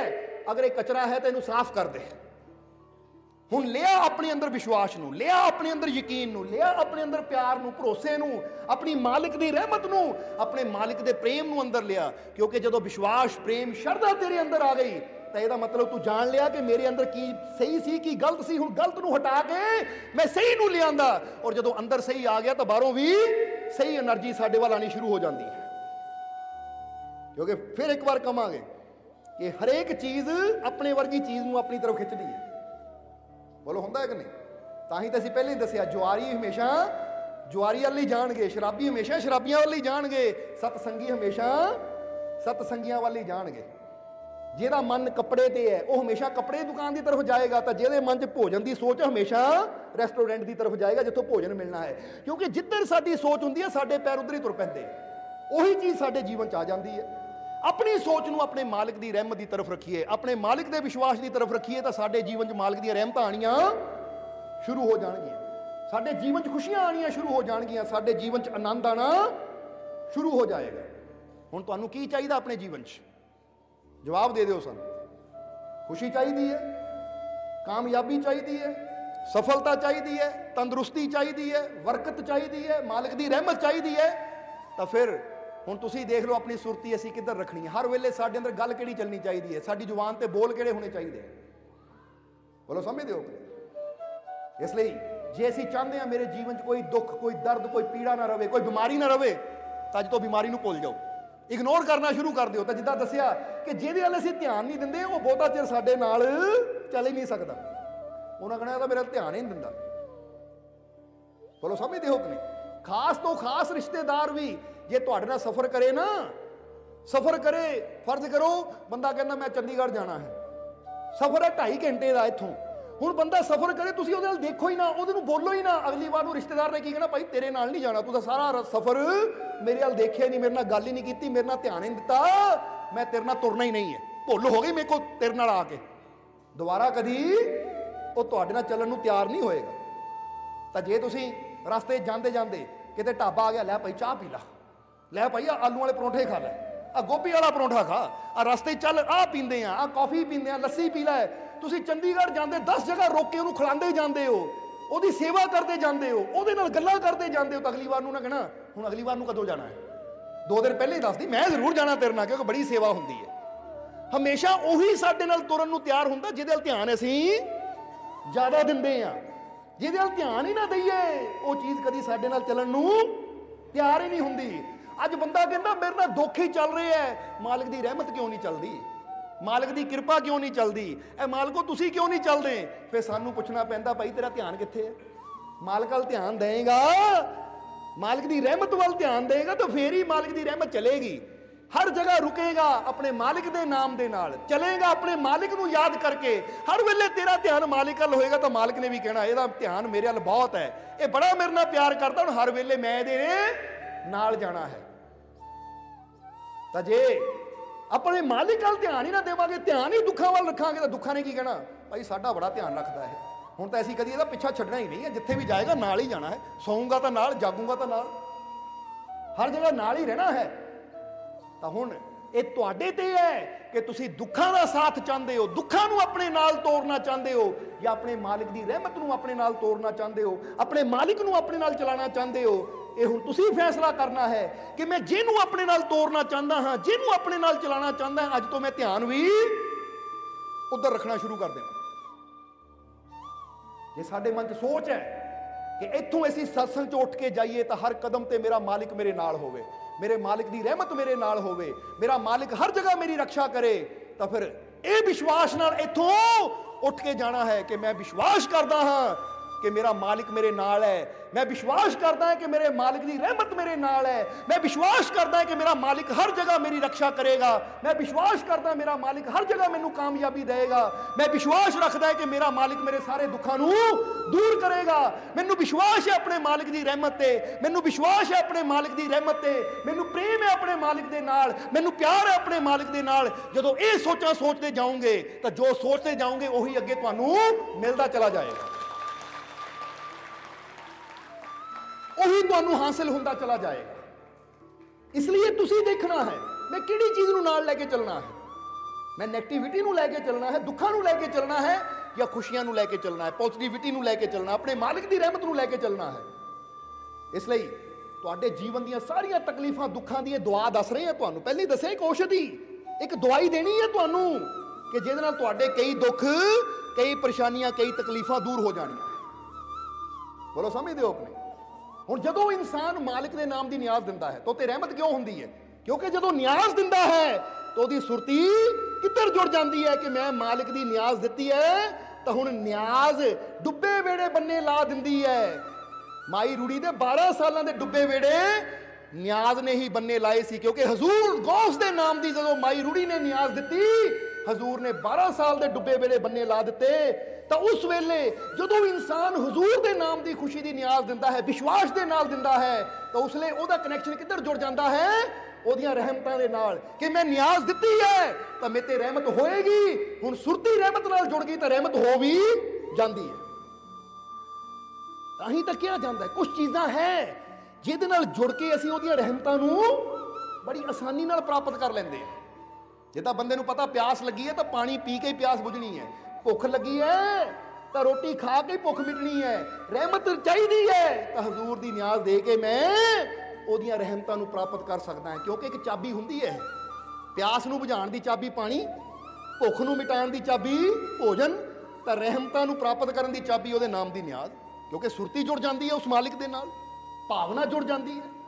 ਇਸ ਲਈ ਅੱਜ ਅਗਰ ਤੁਸੀਂ ਵਿਸ਼ਵਾਸ ਦੇ ਨਾਲ ਮਾਲਿਕ ਦੀ ਰਹਿਮਤ ਨੂੰ ਨਾਲ ਲੈ ਕੇ ਚੱਲਦੇ ਹੋ ਤਾਂ ਫਿਰ ਤੁਸੀਂ ਹਰ ਜਗ੍ਹਾ ਉਹਦੀ ਰਹਿਮਤ ਨੂੰ ਮਹਿਸੂਸ ਵੀ ਕਰੋਗੇ ਔਰ ਆਪਣੇ ਜੀਵਨ 'ਚ ਬਦਲਾਅ ਵੀ ਦੇਖੋਗੇ। ਪਰ ਸ਼ਰਤ ਇਹੀ ਹੈ ਕਿ ਦੁੱਖਾਂ ਵੱਲ ਧਿਆਨ ਜਾਣਾ ਨਹੀਂ ਚਾਹੀਦਾ। ਪਰ ਜੇ ਇਨਸਾਨ ਸੋਚੇ ਕਿ ਪਤਾ ਨਹੀਂ ਮੇਰੇ ਤੇ ਕਿਰਪਾ ਹੋਣੀ ਜਾਂ ਨਹੀਂ ਹੋਣੀ, ਦੁੱਖ ਬਹੁਤ ਬੜਾ ਹੈ, ਇਹ ਤਾਂ 5 ਸਾਲਾਂ ਦਾ ਦੁੱਖ ਹੈ, ਇਹ ਤਾਂ 14 ਸਾਲਾਂ ਦਾ ਦੁੱਖ ਹੈ, ਇਹ ਤਾਂ 20 ਸਾਲਾਂ ਤੋਂ ਦੁੱਖ ਨੇ ਮੇਰਾ ਪਿੱਛਾ ਨਹੀਂ ਛੱਡਿਆ, ਦੁੱਖ ਬਹੁਤ ਬੜਾ ਹੈ, ਤਾਂ ਹੁਣ ਜ਼ਰਾ ਯਾਦ ਰੱਖੋ, ਜਦੋਂ ਅਸੀਂ ਕਹਿੰਦੇ ਦੁੱਖ 20 ਸਾਲਾਂ ਦਾ ਹੈ, 5 ਸਾਲਾਂ ਦਾ ਹੈ, 6 ਮਹੀਨਿਆਂ ਦਾ ਹੈ, ਜਾਂ ਜਿੰਨੀ ਵੀ ਦੇਰ ਦਾ ਹੈ, ਜਦੋਂ ਅਸੀਂ ਕਹਿੰਦੇ ਬਹੁਤ ਬੜਾ ਹੈ ਤਾਂ ਅਸੀਂ ਕਿਹਨੂੰ ਬੜਾ ਬਣਾਇਆ? ਦੁੱਖ ਨੂੰ। ਪਰ ਜਦੋਂ ਅਸੀਂ ਕਹਿੰਦੇ ਆ 6 ਮਹੀਨੇ ਦਾ ਕੀ, ਉਹ 60 ਸਾਲ ਦਾ ਦੁੱਖ ਵੀ ਹੋਵੇ। ਹੁਣ ਇੱਕ ਕਮਰੇ 'ਚ 60 ਸਾਲ ਤੋਂ ਅੰਧੇਰਾ ਹੈ, ਇੱਕ ਕਮਰੇ 'ਚ 60 ਸਾਲ ਤੋਂ ਅੰਧੇਰਾ ਹੈ, ਤਾਂ ਜ਼ਰਾ ਜਵਾਬ ਦਿਓ ਸਾਨੂੰ ਕਿ ਉਹ ਅੰਧੇਰੇ ਨੂੰ ਦੂਰ ਕਰਨ ਵਾਸਤੇ ਕਿੰਨੀ ਦੇਰ ਲੱਗਣੀ ਹੈ? ਅਗਰ ਉੱਥੇ ਚਿਰਾਗ ਜਗਾ ਦਿੱਤਾ ਜਾਵੇ 60 ਸਾਲ ਲੱਗਣਗੇ? ਜ਼ਰਾ ਸੋਚੋ ਕਿ 60 ਸਾਲ ਤੋਂ ਕਮਰੇ 'ਚ ਲਾਈਟ ਨਹੀਂ ਜਗੀ, 60 ਸਾਲ ਤੋਂ ਅੰਧੇਰਾ ਹੈ ਤਾਂ ਹੁਣ 60 ਸਾਲ ਹੀ ਲੱਗਣਗੇ ਅੰਧੇਰੇ ਨੂੰ ਦੂਰ ਕਰਨ ਵਾਸਤੇ, ਕਿਉਂਕਿ ਇੱਥੇ 60 ਸਾਲ ਪਹਿਲਾਂ ਚਿਰਾਗ ਜਗਾਉਣਾ ਪੈਣਾ, ਦੀਵਾ ਕਰਨਾ ਪੈਣਾ ਹੈ, ਲਾਈਟ ਜਗਾਣੀ ਪੈਣੀ ਹੈ, ਫਿਰ ਜਾ ਕੇ ਅੰਧੇਰਾ ਦੂਰ ਹੋਣਾ। ਨਹੀਂ, ਲਾਈਟ ਦੇ ਜਗਦਿਆਂ ਹੀ ਉਹ 60 ਸਾਲਾਂ ਦਾ ਅੰਧਕਾਰ ਵੀ ਇੱਕ ਸੈਕਿੰਡ 'ਚ ਹੀ ਦੂਰ ਹੋ ਜਾਂਦਾ ਹੈ। ਤੁਸੀਂ ਆਪਣੇ ਕਮਰਿਆਂ ਨੂੰ ਬੰਦ ਕਰਕੇ, ਘਰ ਨੂੰ ਲੌਕ ਲਾ ਕੇ ਕਿਤੇ ਰਿਸ਼ਤੇਦਾਰਾਂ ਕੋਲ ਚਲੇ ਜਾਂਦੇ ਹੋ, 2 ਦਿਨ ਬਾਅਦ ਵਿਆਹ ਸ਼ਾਦੀ 'ਚੋਂ ਵਾਪਸ ਆਉਂਦੇ ਹੋ, ਘਰ 'ਚ ਹਨੇਰਾ ਹੈ ਤਾਂ ਆਂਦੇ ਹੀ ਤੁਸੀਂ ਬਟਨ ਦਬਾਉਂਦੇ ਹੋ ਤਾਂ ਨਾਲ ਹੀ ਹਨੇਰਾ ਦੂਰ ਹੋ ਜਾਂਦਾ ਹੈ। ਘਰ ਇਹ ਨਹੀਂ ਕਹਿੰਦਾ ਓਏ 2 ਦਿਨ ਤੋਂ ਮੇਰੇ 'ਚ ਹਨੇਰਾ ਹੈ, ਪਹਿਲਾਂ ਹੁਣ 2 ਦਿਨ ਬਹਿ ਕੇ ਬਟਨ ਹੀ ਦਬਾ ਫਿਰ ਅੰਧੇਰਾ ਦੂਰ ਹੋਣਾ ਹੈ। ਨਹੀਂ, ਕਿਉਂਕਿ ਅੰਧੇਰਾ ਚਾਹੇ ਹੋਵੇ ਇੱਕ ਦਿਨ ਦਾ, ਅੰਧੇਰਾ ਹੋਵੇ ਚਾਹੇ 10 ਦਿਨ ਦਾ, ਅੰਧੇਰਾ ਹੋਵੇ 10 ਸਾਲ ਦਾ, ਲਾਈਟ ਦੇ ਜਗਦਿਆਂ ਹੀ ਉਹ ਖਤਮ। ਇਹੀ ਤਾਂ ਮਾਲਿਕ ਦੀ ਰਹਿਮਤ ਹੈ। ਤੁਸੀਂ ਜਦੋਂ ਕਹਿੰਦੇ ਹੋ ਮੇਰਾ ਦੁੱਖ ਬਹੁਤ ਪੁਰਾਣਾ, ਤਾਂ ਤੁਸੀਂ ਆਪਣੇ ਦੁੱਖਾਂ ਦੇ ਅੰਧੇਰੇ ਨੂੰ ਬਹੁਤ ਬੜਾ ਕਰ ਦਿੰਦੇ ਹੋ। ਪਰ ਇੱਥੇ ਕੀ ਚਾਹੀਦਾ ਹੈ ਕਿ ਹੋਵੇ ਮੇਰਾ ਦੁੱਖ ਜਿੰਨਾ ਮਰਜ਼ੀ ਪੁਰਾਣਾ, 10 ਸਾਲ ਪੁਰਾਣਾ ਹੋਵੇ, 15 ਸਾਲ ਪੁਰਾਣਾ ਹੋਵੇ, 20 ਸਾਲ ਪੁਰਾਣਾ ਹੋਵੇ, ਪਰ ਜਿੱਦਾਂ ਹੀ ਮੇਰੇ ਮਾਲਿਕ ਦੀ ਰਹਿਮਤ ਦੀ ਰੋਸ਼ਨੀ, ਉਹਦੀ ਕਿਰਪਾ ਦੀ ਰੋਸ਼ਨੀ ਮੇਰੇ ਜੀਵਨ 'ਚ ਆਣੀ ਹੈ, ਮੇਰਾ 20 ਸਾਲਾਂ ਦਾ, 25 ਸਾਲਾਂ ਦਾ ਦੁੱਖ ਵੀ ਇੱਕ ਪਲ 'ਚ ਦੂਰ ਹੋ ਜਾਣਾ ਹੈ, ਕਿਉਂਕਿ ਮੇਰੇ ਮਾਲਿਕ ਦੀ ਰਹਿਮਤ ਬਹੁਤ ਬੜੀ ਹੈ। ਜਦੋਂ ਅਸੀਂ ਉਹਦੀ ਰਹਿਮਤ ਨੂੰ ਬੜਾ ਕਰ ਦਿੰਦੇ ਆ, ਉਹਦੀ ਬਖਸ਼ਿਸ਼ ਨੂੰ ਬੜਾ ਕਰ ਦਿੰਦੇ ਆ, ਤਾਂ ਬੜੇ ਬੜੇ ਦੁੱਖ ਵੀ ਸਾਡੇ ਛੋਟੇ ਹੋ ਜਾਂਦੇ ਆ, ਬੜੀਆਂ ਬੜੀਆਂ ਪਰੇਸ਼ਾਨੀਆਂ ਵੀ ਸਾਡੀਆਂ ਛੋਟੀਆਂ ਹੋ ਜਾਂਦੀਆਂ ਹੈ। ਇਸ ਲਈ ਦੁੱਖ ਕਿੰਨਾ ਬੜਾ ਹੈ ਉਹਦੇ ਵੱਲ ਧਿਆਨ ਨਾ ਦਿਓ। ਹੁਣ ਮਾਲਿਕ ਦੇ ਚਰਨਾਂ 'ਚ ਪਹੁੰਚ ਗਏ ਹੋ ਨਾ, ਹੁਣ ਧਿਆਨ ਦਿਓ ਕਿ ਮੇਰਾ ਮਾਲਿਕ ਕਿੱਡਾ ਬੜਾ ਹੈ, ਮੇਰੇ ਮਾਲਿਕ ਦੀ ਰਹਿਮਤ ਕਿੱਡੀ ਬੜੀ ਹੈ। ਜੇ ਵੱਡ ਆਪ ਤੇ ਵੱਡ ਤੇਰੀ ਦਾਤ, ਇਹ ਇਸ਼ਾਰਾ ਵੀ ਕੀਤਾ ਹੈ। ਮਾਲਿਕ ਯਾਨੀ ਉਹ ਪ੍ਰਮਾਤਮਾ, ਉਹ ਪ੍ਰਭੂ, ਉਹ ਨਿਰੰਕਾਰ, ਉਹਦੀ ਰਹਿਮਤ ਕਿੱਡੀ ਬੜੀ ਹੈ ਜਿਹਦਾ ਕੋਈ ਅੰਤ ਨਹੀਂ ਹੈ। ਉਹਦੀ ਰਹਿਮਤ ਵੱਲ ਧਿਆਨ ਦੇਵਾਂਗੇ ਤਾਂ ਸਾਡੇ ਕਈ ਕਈ ਮਹੀਨਿਆਂ ਦੇ, ਕਈ ਕਈ ਸਾਲਾਂ ਦੇ ਦੁੱਖ ਵੀ ਕੁਝ ਪਲਾਂ 'ਚ, ਕੁਝ ਦਿਨਾਂ 'ਚ ਹੀ ਦੂਰ ਹੋ ਜਾਣਗੇ। ਇਹ ਵਿਸ਼ਵਾਸ, ਕਿਉਂਕਿ ਤੁਸੀਂ ਵਿਸ਼ਵਾਸ ਨੂੰ ਆਪਣੇ ਨਾਲ ਲੈ ਕੇ ਚੱਲਣਾ ਹੈ, ਯਕੀਨ ਨੂੰ ਆਪਣੇ ਨਾਲ ਲੈ ਕੇ ਚੱਲਣਾ ਹੈ। ਇਹ ਨਹੀਂ ਦੇਖਣਾ ਡਾਕਟਰ ਕੀ ਕਹਿੰਦੇ ਆ, ਰਿਪੋਰਟਾਂ ਕੀ ਕਹਿੰਦੀਆਂ ਹੈ, ਇਹ ਨਹੀਂ ਦੇਖਣਾ ਕਿ ਦੁਨੀਆ ਕੀ ਕਹਿੰਦੀ ਹੈ, ਆਂਢੀ ਗੁਆਂਢੀ ਕੀ ਕਹਿੰਦੇ ਆ। ਬੋਲੋ ਸਮਝਦੇ ਹੋ ਕਿ ਨਹੀਂ? ਕਿਉਂਕਿ ਇਨਸਾਨ ਡਾਕਟਰਾਂ ਦੀਆਂ ਗੱਲਾਂ 'ਚ ਆ ਕੇ ਕਿ ਤੇਰੀ ਰਿਪੋਰਟ ਬੜੀ ਖਤਰਨਾਕ ਹੈ, ਬਿਮਾਰੀ ਬੜੀ ਖਤਰਨਾਕ ਹੈ, ਇਨਸਾਨ ਆਪਣੇ ਅੰਦਰ ਉਹ ਨੈਗੇਟਿਵ ਸੋਚ ਲੈ ਆਂਦਾ ਹੈ। ਹਾਲਾਂਕਿ ਇਤਿਹਾਸ ਵਿੱਚ ਇਦਾਂ ਦੀਆਂ ਬਹੁਤ ਘਟਨਾ ਹੈ ਕਿ ਜਿੱਥੇ ਡਾਕਟਰ ਜਵਾਬ ਦੇ ਚੁੱਕੇ ਸੀ, ਵਿਸ਼ਵਾਸ ਦੀ ਸ਼ਕਤੀ ਨਾਲ, ਉਹ ਮਾਲਿਕ ਦੀ ਰਹਿਮਤ ਨਾਲ ਉਹ ਵੀ ਠੀਕ ਹੋ ਗਏ। ਇਹ ਸਮਝ ਲੈਣਾ ਸਾਰਿਆਂ ਨੇ, ਕਿਉਂਕਿ ਸਭ ਤੋਂ ਬੜੀ ਤਾਕਤ ਕਿੱਥੇ ਬੈਠੀ ਹੈ? ਤੁਹਾਡੇ ਅੰਦਰ। ਇਸ ਲਈ ਆ ਜਿੰਨੀਆਂ ਮਸ਼ੀਨਾਂ ਬਣੀਆਂ, ਜਿੰਨੇ ਕੰਪਿਊਟਰ ਬਣੇ ਆ, ਇਹ ਕਿਹਨਾਂ ਬਣਾਏ? ਇਨਸਾਨ ਨੇ ਬਣਾਏ ਨਾ। ਔਰ ਇਨਸਾਨ ਨੂੰ ਸ਼ਕਤੀ ਦੇਣ ਵਾਲਾ ਕੌਣ ਹੈ? ਪਰਮਾਤਮਾ। ਤਾਂ ਜ਼ਰਾ ਸੋਚੋ, ਇਹ ਕੰਪਿਊਟਰ, ਇਹ ਮਸ਼ੀਨਾਂ ਇਨਸਾਨ ਤੋਂ ਬੜੀਆਂ ਨਹੀਂ ਹੋ ਸਕਦੀਆਂ। ਤਾਂ ਜੇ ਇਨਸਾਨ ਤੋਂ ਬੜੀਆਂ ਨਹੀਂ ਹੋ ਸਕਦੀਆਂ ਤਾਂ ਪਰਮਾਤਮਾ ਦੀ ਰਹਿਮਤ ਤੋਂ ਬੜੀਆਂ ਕਿੱਥੋਂ ਹੋ ਜਾਣਗੀਆਂ? ਜਿੱਡੀ ਬੜੀ ਮਰਜ਼ੀ ਮਸ਼ੀਨ ਹੋਵੇ, ਜਿੱਡਾ ਮਰਜ਼ੀ ਬੜਾ ਸ਼ਕਤੀਸ਼ਾਲੀ ਕੰਪਿਊਟਰ ਹੋਵੇ, ਪਰ ਇਨਸਾਨ ਦੇ ਦਿਮਾਗ ਤੋਂ ਛੋਟਾ ਹੀ ਰਹਿਣਾ ਹੈ, ਕਿਉਂਕਿ ਬਣਿਆ ਤਾਂ ਇਨਸਾਨ ਦੀ ਨੌਲੇਜ ਤੋਂ ਹੀ ਹੈ, ਉਹਦੀ ਸਮਝ ਤੋਂ ਹੀ ਬਣਿਆ ਹੈ ਨਾ। ਤਾਂ ਇਨਸਾਨ ਨੂੰ ਬਣਾਉਣ ਵਾਲਾ ਕੌਣ ਹੈ?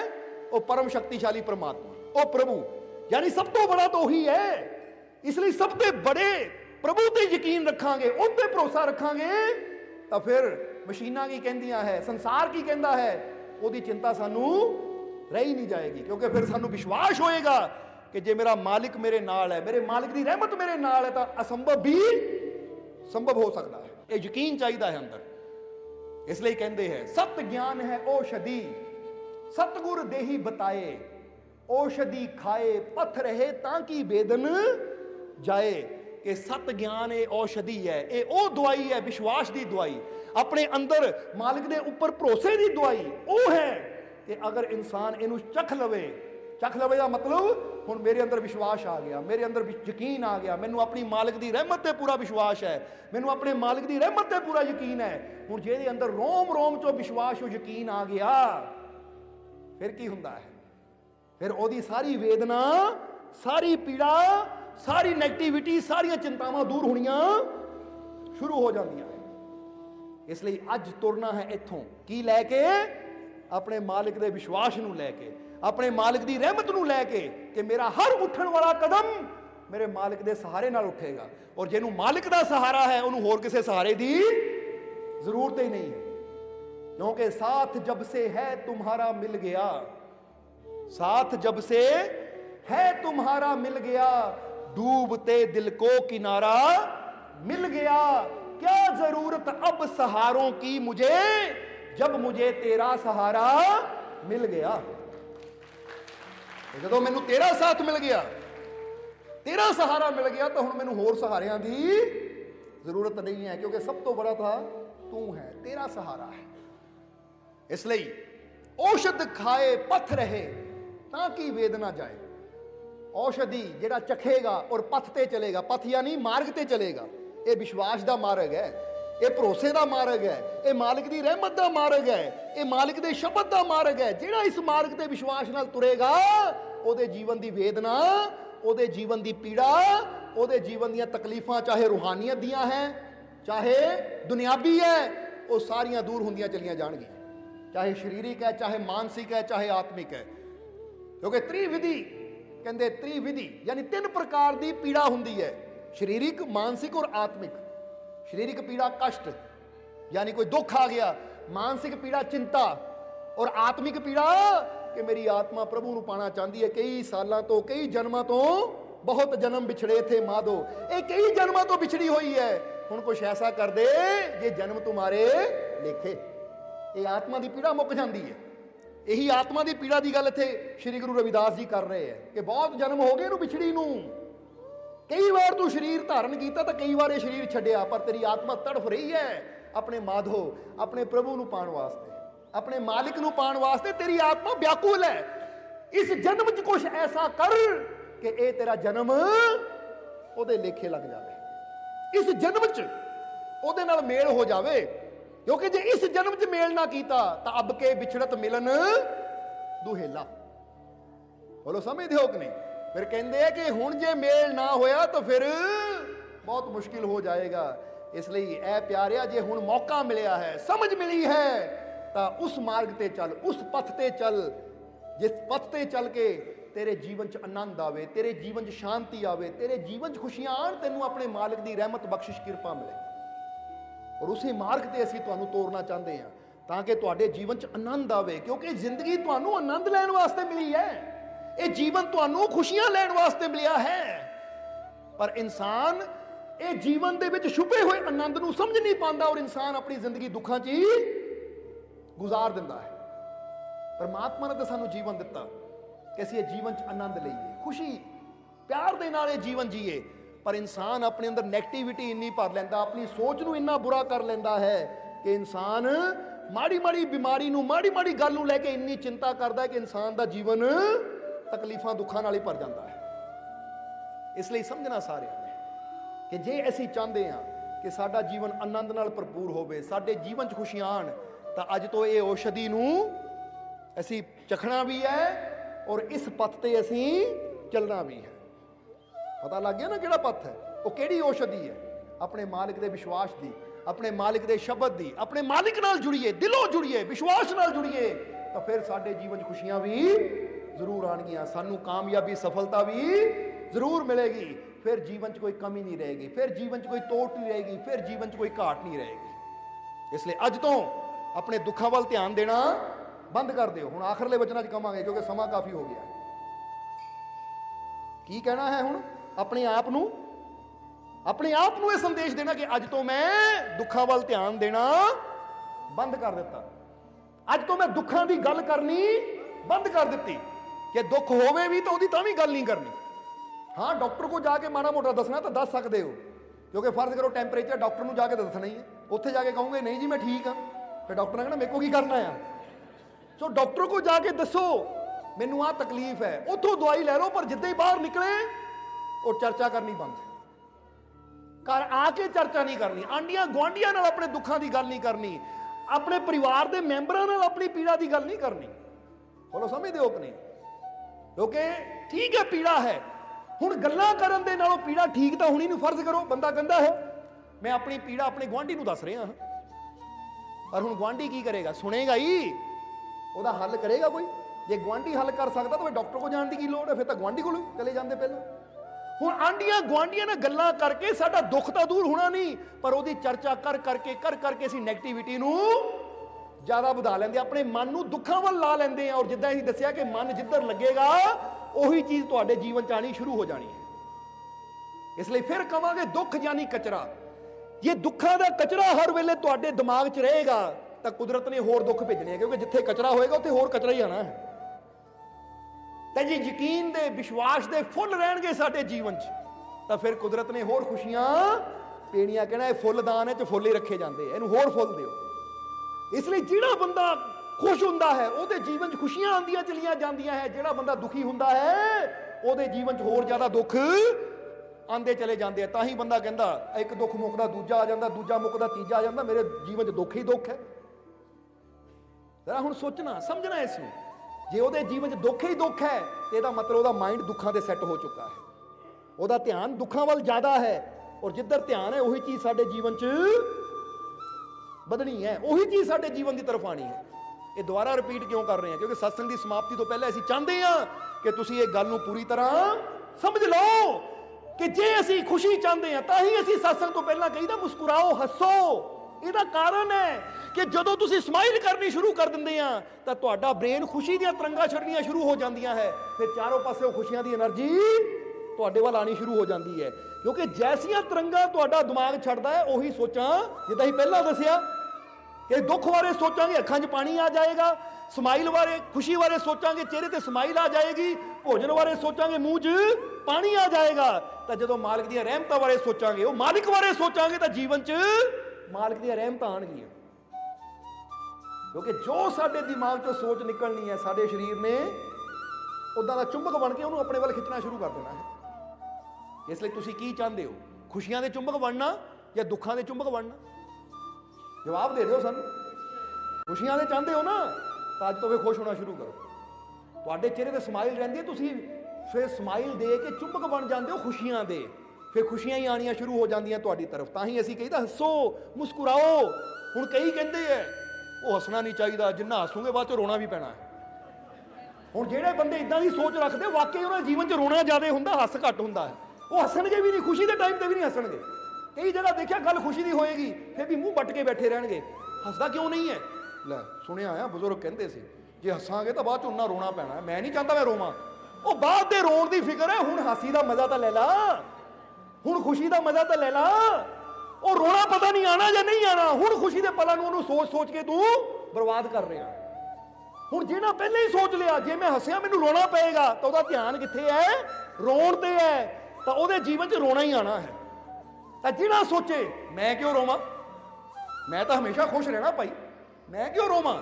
ਮੈਨੂੰ ਯਕੀਨ ਹੈ ਮੇਰੇ ਜੀਵਨ 'ਚ ਖੁਸ਼ੀ ਰਹਿਣੀ ਹੈ, ਮੇਰੇ ਜੀਵਨ 'ਚ ਆਨੰਦ ਰਹਿਣਾ ਹੈ। ਕਿਉਂਕਿ ਮੇਰਾ ਮਾਲਿਕ ਹੋਵੇ ਮੇਰੇ ਨਾਲ ਤਾਂ ਫਿਰ ਰੋਣਾ ਕਦੀ ਮੇਰੇ ਜੀਵਨ 'ਚ ਆ ਹੀ ਨਹੀਂ ਸਕਦਾ। ਬਾਕੀ ਠੀਕ ਹੈ ਜੰਮਣ ਮਰਨ ਦੁਨੀਆ ਤੇ ਤੁਰਿਆ ਰਹਿੰਦਾ ਹੈ, ਆਪਣਿਆਂ ਨੇ ਆਣਾ ਵੀ ਹੈ ਤਾਂ ਜਾਣਾ ਵੀ ਹੈ, ਉਹ ਗੱਲ ਅਲੱਗ ਹੈ। ਉਹ ਸੰਸਾਰ ਦਾ ਨਿਯਮ ਹੈ ਔਰ ਮੈਨੂੰ ਨਿਯਮ ਨੂੰ ਵੀ ਮੰਨਣਾ ਪੈਣਾ ਹੈ। ਇਹ ਥੋੜੀ ਹੁਣ ਮਾਲਿਕ ਮੇਰੇ ਨਾਲ ਹੈ ਤਾਂ ਮੈਂ ਕਦੀ ਰੋਣਾ ਨਹੀਂ, ਕੋਈ ਆਪਣਾ ਚਲਾ ਗਿਆ ਤਾਂ ਦੁੱਖ ਤਾਂ ਹੋਣਾ ਹੀ ਹੈ, ਪਰ ਇੱਥੇ ਅਸੀਂ ਤਿਆਰ ਹਾਂ। ਇਹ ਸੰਸਾਰ ਦਾ ਨਿਯਮ ਹੈ, ਸੰਸਾਰ ਦਾ ਨਿਯਮ ਹੈ, ਜੋ ਆਇਆ ਉਸਨੇ ਜਾਣਾ ਹੀ ਹੈ। ਪਰ ਮੈਂ ਕਿਉਂ ਰੋਵਾਂ? ਕਿਉਂਕਿ ਜਿਹਨੇ ਜੀਵਨ ਦਿੱਤਾ ਹੈ ਉਹ ਲੈ ਗਿਆ, ਉਹਦੀ ਚੀਜ਼ ਸੀ ਉਹਦੇ ਕੋਲ ਚਲੀ ਗਈ, ਉਹਦਾ ਸ਼ੁਕਰ। ਜਿਹਦਾ ਇੱਕ ਫਕੀਰ ਦੀ ਗੱਲ ਦੱਸਦੀ ਹੈ ਫਿਰ ਸਤਸੰਗ ਦੀ ਸਮਾਪਤੀ ਕਰੀਏ। ਇੱਕ ਫਕੀਰ ਦਾ ਇੱਕ ਬੇਟਾ ਸੀ ਜਿਹਦੀ ਉਮਰ 15 ਸਾਲ ਦੀ ਸੀ। ਇੱਕ ਦਿਨ ਉਹ ਬੇਟੇ ਦੀ ਕਿਸੇ ਹਾਦਸੇ 'ਚ ਮ੍ਰਿਤੂ ਹੋ ਗਈ। ਉਹ ਫਕੀਰ ਆਪਣੇ ਬੇਟੇ ਨਾਲ ਬੜਾ ਪਿਆਰ ਕਰਦੇ ਸੀ। ਹੁਣ ਫਕੀਰ ਕਿਤੇ ਬਾਹਰ ਗਏ ਸੀ, ਜਦੋਂ ਬਾਹਰ ਗਏ ਸੀ ਤਾਂ ਪਿੱਛੋਂ ਬੇਟੇ ਦੀ ਮੌਤ ਹੋ ਗਈ। ਤਾਂ ਪਤਨੀ ਨੂੰ ਬੜੀ ਫਿਕਰ ਹੋਈ ਕਿ ਜਦੋਂ ਮੇਰੇ ਪਤੀ ਨੂੰ ਪਤਾ ਲੱਗੇਗਾ, ਯਾਨੀ ਮਾਂ ਨੇ ਕਿਹਾ ਜਦੋਂ ਇਹਦੇ ਪਿਤਾ ਨੂੰ ਪਤਾ ਲੱਗੇਗਾ ਕਿ ਬੇਟਾ ਮਰ ਗਿਆ, ਇੱਕੋ ਹੀ ਇੱਕ ਬੇਟਾ, ਤਾਂ ਇਹ ਬੜਾ ਦੁਖੀ ਹੋਣਗੇ, ਬੜਾ ਪਰੇਸ਼ਾਨ ਹੋਣਗੇ। ਮੈਨੂੰ ਤਾਂ ਡਰ ਹੈ ਕਿਤੇ ਇਹਨਾਂ ਨੂੰ ਕੁਝ ਨਾ ਹੋ ਜਾਵੇ। ਹੁਣ ਬੇਟਾ ਤਾਂ ਗਿਆ ਹੀ ਗਿਆ, ਜੇ ਇਹਨਾਂ ਨੂੰ ਕੁਝ ਹੋ ਗਿਆ ਤਾਂ ਫਿਰ ਤਾਂ ਮੈਂ ਇਕੱਲੀ ਰਹਿ ਜਾਊਂਗੀ। ਇਸ ਲਈ ਉਹ ਮਾਂ ਬੜੀ ਚਿੰਤਤ ਸੀ, ਯਾਨੀ ਉਹ ਪਤਨੀ ਬੜੀ ਚਿੰਤਤ ਸੀ ਕਿ ਆਪਣੇ ਪਤੀ ਫਕੀਰ ਨੂੰ ਕਿੱਦਾਂ ਦੱਸਾਂ।